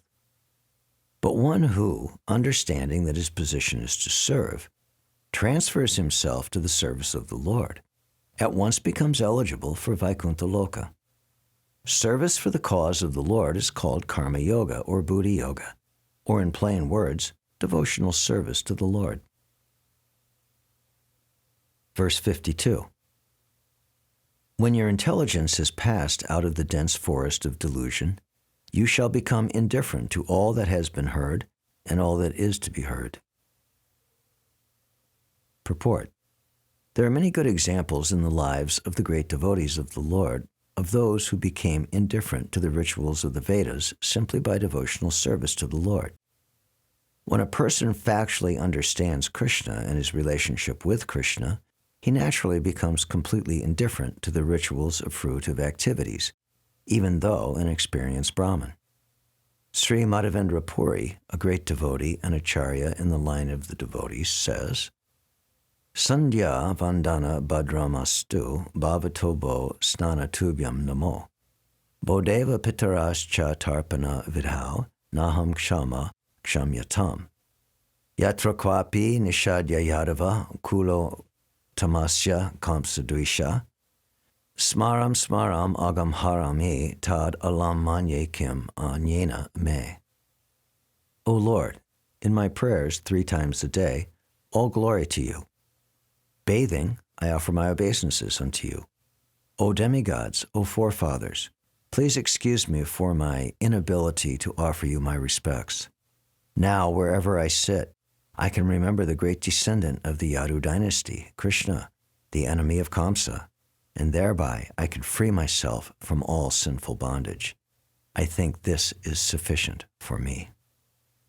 The Vedic rites and rituals are imperative for neophytes, comprehending all kinds of prayer 3 times a day, taking a bath early in the morning, offering respects to the forefathers, etc. But when one is fully in Krishna consciousness and is engaged in his transcendental loving service, one becomes indifferent to all these regulative principles because he has already attained perfection. If one can reach the platform of understanding by service to the Supreme Lord Krishna, he has no longer to execute different types of penances and sacrifices as recommended in revealed scriptures. And similarly, if one has not understood that the purpose of the Vedas is to reach Krishna and simply engages in the rituals, etc., then he is uselessly wasting time in such engagements. Persons in Krishna consciousness transcend the limit of Shabda Brahma, or the range of the Vedas and Upanishads. Verse 53. When your mind is no longer disturbed by the flowery language of the Vedas, and when it remains fixed in the trance of self-realization, then you will have attained the divine consciousness. Purport. To say that one is in samadhi is to say that one has fully realized Krishna consciousness. That is, one in full samadhi has realized Brahman, Paramatma, and Bhagwan. The highest perfection of self-realization is to understand that one is eternally the servitor of Krishna, and that one's only business is to discharge one's duties in Krishna consciousness. A Krishna-conscious person or unflinching devotee of the Lord should not be disturbed by the flowery language of the Vedas, nor be engaged in fruitive activities for promotion to the heavenly kingdom. In Krishna consciousness, one comes directly into communion with Krishna, and thus all directions from Krishna may be understood in that transcendental state. One is sure to achieve results by such activities and attain conclusive knowledge. One has only to carry out the orders of Krishna or his representative, the spiritual master. Verse 54. Arjuna said, "What are the symptoms of one whose consciousness is thus merged in transcendence? How does he speak, and what is his language? How does he sit, and how does he walk?" Purport. As there are symptoms for each and every man, in terms of his particular situation, Similarly, one who is Krishna conscious has his particular nature: talking, walking, thinking, feeling, etc. As a rich man has his symptoms by which he is known as a rich man, as a diseased man has his symptoms by which he is known as diseased, or as a learned man has his symptoms, so a man in transcendental consciousness of Krishna has specific symptoms in various dealings. One can know his specific symptoms from the Bhagavad Gita. Most important is how the man in Krishna consciousness speaks, for speech is the most important quality of any man.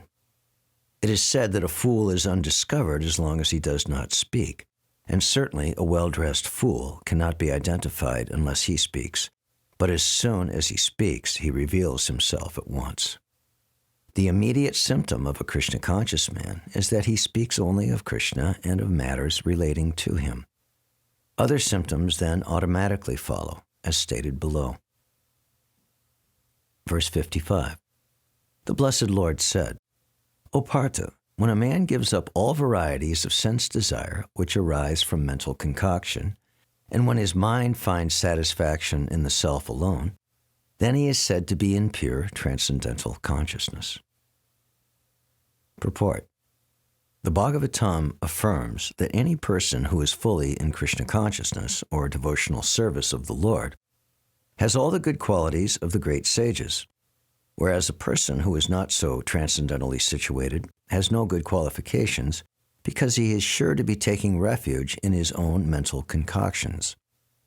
Consequently, it is rightly said herein that one has to give up all kinds of sense desire manufactured by mental concoction. Artificially, such sense desires cannot be stopped, but if one is engaged in Krishna consciousness, then automatically sense desires subside without extraneous efforts. Therefore, one has to engage himself in Krishna consciousness without hesitation, for this devotional service will instantly help one on to the platform of transcendental consciousness.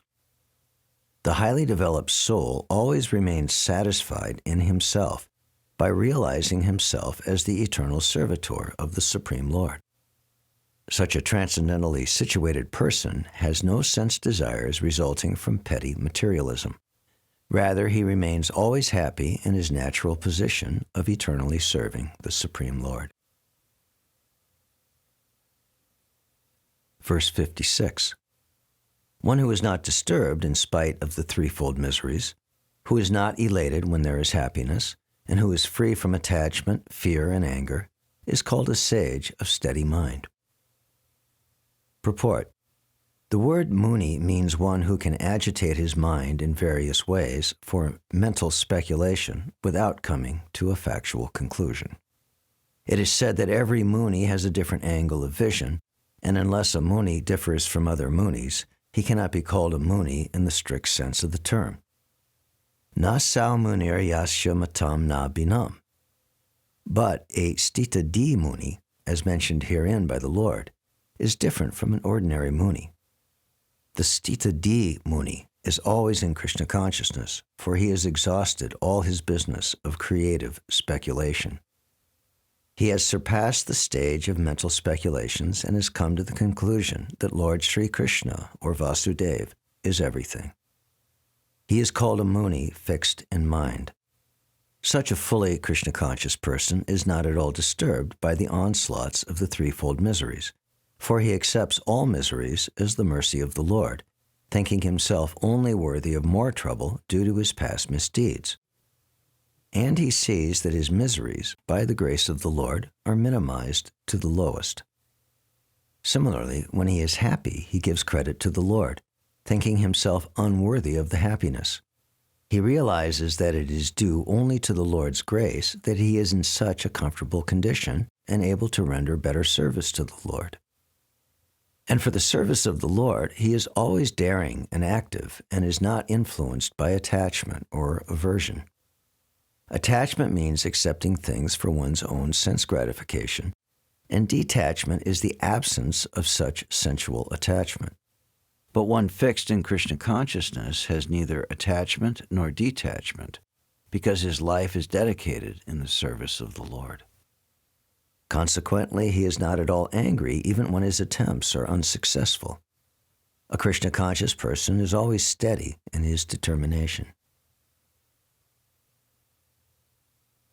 Verse 57. He who is without attachment, who does not rejoice when he obtains good, nor lament when he obtains evil, is firmly fixed in perfect knowledge. Purport. There is always some upheaval in the material world which may be good or evil. One who is not agitated by such material upheavals, who is unaffected by good and evil, is to be understood to be fixed in Krishna consciousness. As long as one is in the material world, there is always the possibility of good and evil because this world is full of duality. But one who is fixed in Krishna consciousness is not affected by good and evil because he is simply concerned with Krishna, who is all good, absolute.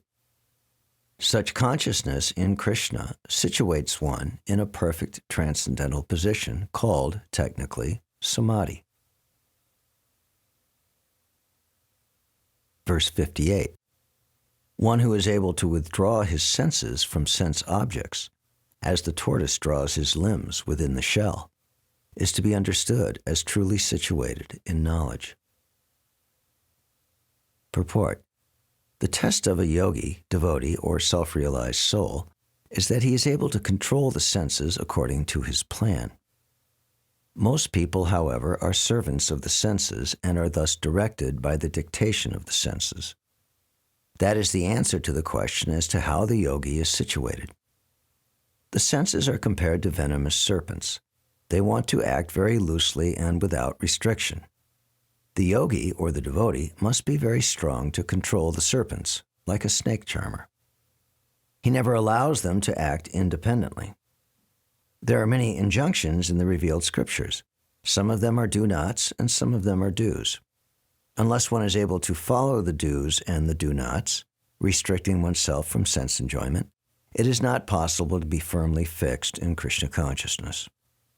The best example set herein is the tortoise. The tortoise can at any moment wind up his senses and exhibit them again at any time for particular purposes. Similarly, the senses of the Krishna-conscious persons are used only for some particular purpose in the service of the Lord, and are withdrawn otherwise. Keeping the senses always in the service of the Lord is the example set by the analogy of the tortoise, who keeps the senses within. Verse 59.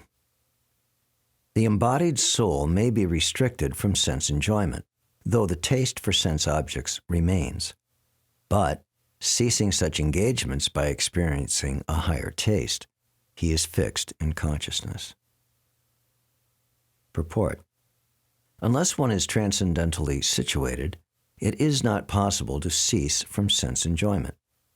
The process of restriction from sense enjoyment by rules and regulations is something like restricting a diseased person from certain types of eatables. The patient, however, neither likes such restrictions nor loses his taste for eatables. Similarly, sense restriction by some spiritual process like Astanga Yoga in the matter of yama, niyama, asana, pranayama, pratyahara, dharana, jhana, etc., is recommended for less intelligent persons who have no better knowledge. But one who has tasted the beauty of the Supreme Lord Krishna in the course of his advancement in Krishna consciousness no longer has a taste for dead material things. Therefore, restrictions are there for the less intelligent neophytes in the spiritual advancement of life. But such restrictions are only good if one actually has a taste for Krishna consciousness. When one is actually Krishna conscious, he automatically loses his taste for pale things. Verse 60. The senses are so strong and impetuous, O Arjuna, that they forcibly carry away the mind even of a man of discrimination who is endeavoring to control them. Purport. There are many learned sages, philosophers, and transcendentalists who try to conquer the senses, but in spite of their endeavors, even the greatest of them sometimes fall victim to material sense enjoyment due to the agitated mind. Even Vishvamitra, a great sage and perfect yogi, was misled by Menaka into sex enjoyment, although the yogi was endeavoring for sense control with severe types of penance and yoga practice. And of course, there are so many similar instances in the history of the world. Therefore, it is very difficult to control the mind and the senses without being fully Krishna conscious. Without engaging the mind in Krishna, one cannot cease such material engagements. A practical example is given by Sri Jamunacharya, a great saint and devotee, who says, "Since my mind has been engaged in the service of the lotus feet of Lord Krishna, and I have been enjoying an ever-new transcendental humor, whenever I think of sex life with a woman, my face at once turns from it, and I spit at the thought." Krishna consciousness is such a transcendentally nice thing that automatically material enjoyment becomes distasteful. It is as if a hungry man had satisfied his hunger by a sufficient quantity of nutritious eatables. Maharaj Ambarish also conquered a great yogi, Durvas Muni, simply because his mind was engaged in Krishna consciousness. Verse 61. One who restrains his senses and fixes his consciousness upon me is known as a man of steady intelligence. Purport. That the highest conception of yoga perfection is Krishna consciousness is clearly explained in this verse. And unless one is Krishna conscious, it is not at all possible to control the senses. As cited above, the great sage Durvas Muni picked a quarrel with Maharaj Ambarish, and Durvas Muni unnecessarily became angry out of pride and therefore could not check his senses. On the other hand, the king, although not as powerful a yogi as the sage, but a devotee of the Lord, silently tolerated all the sage's injustices and thereby emerged victorious. The king was able to control his senses because of the following qualifications, as mentioned in the Srimad Bhagavatam. Savayamana Krishna Padaravindayor Vachamsi Vaikunta Gunarnavarnane Karaharer Mandira Marjanadishu Shrutim Chakarachuta Sat Katodaye Mukunda Lingalaya Darshane Drishau Tadbritya Gatra Sparshanga Sangamam Granam Chatat Pada Saroja Sarabe Srimat Tulasya Rasanam Tadarpate Padau Hare Kshetra Padanu Sarpane Shiro Hirshikesha Pada Bi Vandane Kamam Chadasye Na Tu Kama Kamyaya Yato Tamashloka Janasrayarati. King Ambarish fixed his mind on the lotus feet of Lord Krishna, engaged his words in describing the abode of the Lord, his hands in cleansing the temple of the Lord, his ears in hearing the pastimes of the Lord, his eyes in seeing the form of the Lord, his body in touching the body of the devotee, his nostrils in smelling the flavor of the flowers offered to the lotus feet of the Lord, his tongue in tasting the tulsi leaves offered to him, his legs in traveling to the holy place where his temple is situated, his head in offering obeisances unto the Lord, and his desires in fulfilling the desires of the Lord. And all these qualifications made him fit to become a Matpara devotee of the Lord. The word Matpara is most significant in this connection. How one can become a Matpara is described in the life of Maharaj Ambarish. Srila Baladev Vidyabhushan, a great scholar and acharya in the line of the Matpara, remarks, Madbhakti prabhavena sarvendriya vijaya purvika swatmadrishti sulabeti bhava. The senses can be completely controlled only by the strength of devotional service to Krishna. Also, the example of fire is sometimes given. As the small flames within burn everything within the room, similarly, Lord Vishnu, situated in the heart of the yogi, burns up all kinds of impurities. The Yoga Sutra also prescribes meditation on Vishnu and not meditation on the void. The so-called yogis who meditate on something which is not the Vishnu form simply waste their time in a vain search after some phantasmagoria. We have to be Krishna conscious, devoted to the personality of Godhead, That is the aim of the real yoga. Verse 62. While contemplating the objects of the senses, a person develops attachment for them, and from such attachment lust develops, and from lust anger arises. Purport. One who is not Krishna conscious is subjected to material desires while contemplating the objects of senses. The senses require real engagements, and if they are not engaged in the transcendental loving service of the Lord, they will certainly seek engagement in the service of materialism.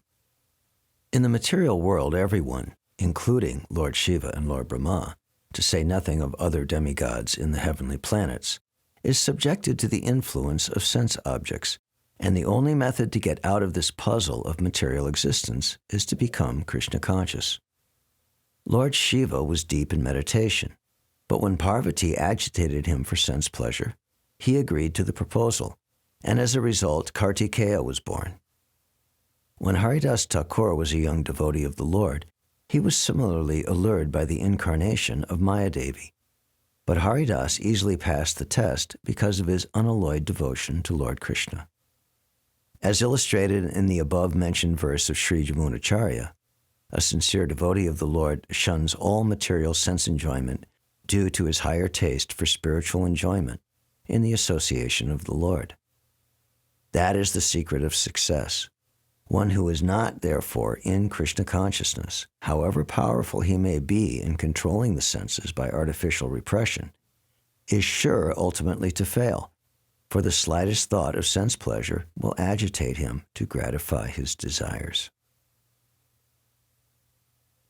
Verse 63.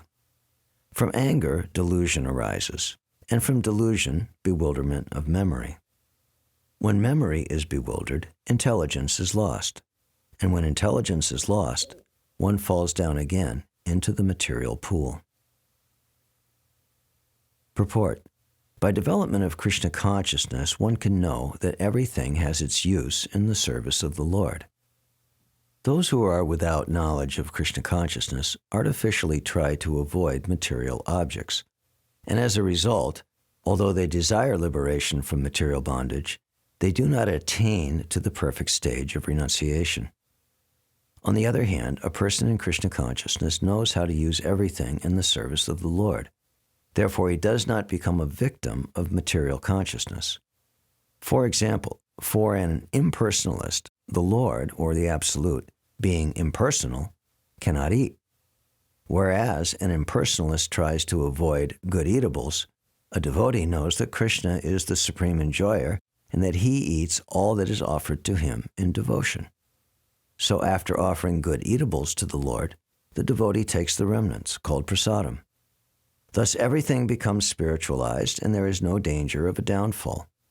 The devotee takes prasadam in Krishna consciousness, whereas the non-devotee rejects it as material. The impersonalist, therefore, cannot enjoy life due to his artificial renunciation. And for this reason, a slight agitation of the mind pulls him down again into the pool of material existence. It is said that such a soul, even though rising up to the point of liberation, falls down again due to his not having support in devotional service. Verse 64. One who can control his senses by practicing the regulated principles of freedom can obtain the complete mercy of the Lord and thus become free from all attachment and aversion. Purport. It is already explained that one may externally control the senses by some artificial process, but unless the senses are engaged in the transcendental service of the Lord, there is every chance of a fall. Although the person in full Krishna consciousness may apparently be on the sensual plane, because of his being Krishna conscious, he has no attachment to sensual activities. The Krishna conscious person is concerned only with the satisfaction of Krishna and nothing else. Therefore, he is transcendental to all attachment. If Krishna wants, the devotee can do anything which is ordinarily undesirable. And if Krishna does not want, he shall not do that which he would have ordinarily done for his own satisfaction. Therefore, to act or not to act is within his control because he acts only under the direction of Krishna. This consciousness is the causeless mercy of the Lord, which the devotee can achieve in spite of his being attached to the sensual platform. Verse 65. For one who is so situated in the divine consciousness, the threefold miseries of material existence exist no longer. In such a happy state, one's intelligence soon becomes steady. Verse 66. One who is not in transcendental consciousness can have neither a controlled mind nor steady intelligence, without which there is no possibility of peace. And how can there be any happiness without peace? Purport. Unless one is in Krishna consciousness, there is no possibility of peace. So it is confirmed in the 5th chapter that when one understands that Krishna is the only enjoyer of all the good results of sacrifice and penance, and that he is the proprietor of all universal manifestations, that he is the real friend of all living entities, then only can one have real peace. Therefore, if one is not in Krishna consciousness, there cannot be a final goal for the mind. Disturbance is due to want of an ultimate goal, and when one is certain that Krishna is the enjoyer, proprietor, and friend of everyone and everything, then one can, with a steady mind, bring about peace. Therefore, one who is engaged without a relationship with Krishna is certainly always in distress and is without peace, however much one may make a show of peace and spiritual advancement in life. Krishna consciousness is a self-manifested peaceful condition, which can be achieved only in relationship with Krishna. Verse 67. As a boat on the water is swept away by a strong wind, even one of the senses on which the mind focuses can carry away a man's intelligence. Purport. Unless all of the senses are engaged in the service of the Lord, even one of them engaged in sense gratification can deviate the devotee from the path of transcendental advancement. As mentioned in the life of Maharaj Ambarish, all of the senses must be engaged in Krishna consciousness, for that is the correct technique for controlling the mind. Verse 68. Therefore, O mighty armed, one whose senses are restrained from their objects is certainly of steady intelligence. Purport. As enemies are curbed by superior force, similarly, the senses can be curbed not by any human endeavor, but only by keeping them engaged in the service of the Lord. One who has understood this, that only by Krishna consciousness is one really established in intelligence, and that one should practice this art under the guidance of a bona fide spiritual master, is called sadhaka, or a suitable candidate for liberation. Verse 69.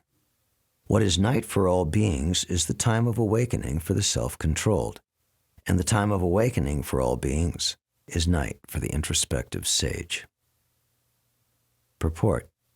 There are two classes of intelligent men. The one is intelligent in material activities for sense gratification, and the other is introspective and awake to the cultivation of self-realization. Activities of the introspective sage, or thoughtful man, are night for persons materially absorbed. Materialistic persons remain asleep in such a night due to their ignorance of self-realization. The introspective sage remains alert in the night of the materialistic men. The sage feels transcendental pleasure in the gradual advancement of spiritual culture, whereas the man in materialistic activities, being asleep to self-realization, dreams of varieties of sense pleasure, feeling sometimes happy and sometimes distressed in his sleeping condition. The introspective man is always indifferent to materialistic happiness and distress. He goes on with his self-realization activities undisturbed by material reaction. Verse 70. A person who is not disturbed by the incessant flow of desires that enter like rivers into the ocean, which is ever being filled but is always still, can alone achieve peace, and not the man who strives to satisfy such desires. Purport. Although the vast ocean is always filled with water, it is always, especially during the rainy season, being filled with much more water. But the ocean remains the same, steady. It is not agitated, nor does it cross beyond the limit of its brink. That is also true of a person fixed in Krishna consciousness. As long as one has the material body, the demands of the body for sense gratification will continue. The devotee, however, is not disturbed by such desires because of his fullness. A Krishna-conscious man is not in need of anything because the Lord fulfills all his material necessities. Therefore, he is like the ocean, always full in himself. Desires may come to him like the waters of the rivers that flow into the ocean, but he is steady in his activities, and he is not even slightly disturbed by desires for sense gratification. That is the proof of a Krishna-conscious man, one who has lost all inclinations for material sense gratification, although the desires are present. Because he remains satisfied in the transcendental loving service of the Lord, he can remain steady like the ocean and therefore enjoy full peace. Others, however, who fulfill desires even up to the limit of liberation, what to speak of material success, never attain peace. The fruitive workers, the salvationists, and also the yogis who are after mystic powers are all unhappy because of unfulfilled desires. But the person in Krishna consciousness is happy in the service of the Lord, and he has no desires to be fulfilled. In fact, he does not even desire liberation from the so-called material bondage. The devotees of Krishna have no material desires, and therefore they are in perfect peace. Verse 71. A person who has given up all desires for sense gratification, who lives free from desires, who has given up all sense of proprietorship and is devoid of false ego, he alone can attain real peace. Purport. To become desireless means not to desire anything for sense gratification. In other words, desire for becoming Krishna conscious is actually desirelessness. To understand one's actual position as the eternal servitor of Krishna, without falsely claiming this material body to be oneself and without falsely claiming proprietorship over anything in the world, is the perfect stage of Krishna consciousness. One who is situated in this perfect stage knows that because Krishna is the proprietor of everything, therefore everything must be used for the satisfaction of Krishna. Arjuna did not want to fight for his own sense satisfaction, but when he became fully Krishna conscious, he fought because Krishna wanted him to fight. For himself, there was no desire to fight, but for Krishna, the same Arjuna fought to his best ability. Desire for the satisfaction of Krishna is really desirelessness. It is not an artificial attempt to abolish desires. The living entity cannot be desireless or senseless, but he does have to change the quality of the desires. A materially desireless person certainly knows that everything belongs to Krishna, Ishavashyamidam sarvam, and therefore he does not falsely claim proprietorship over anything. This transcendental knowledge is based on self-realization, namely, knowing perfectly well that every living entity is the eternal part and parcel of Krishna in spiritual identity. And therefore, the eternal position of the living entity is never on the level of Krishna or greater than him. This understanding of Krishna consciousness is the basic principle of real peace. Verse 72. That is the way of the spiritual and godly life, after attaining which a man is not bewildered. Being so situated, even at the hour of death, one can enter into the kingdom of God. Purport.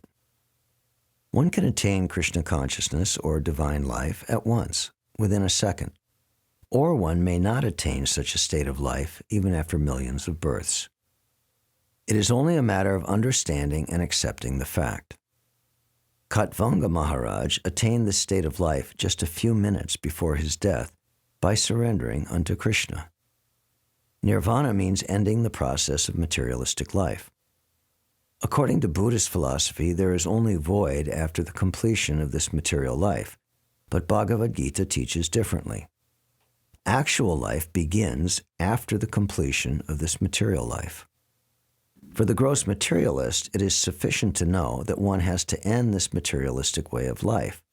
But for persons who are spiritually advanced, there is another life after this materialistic life.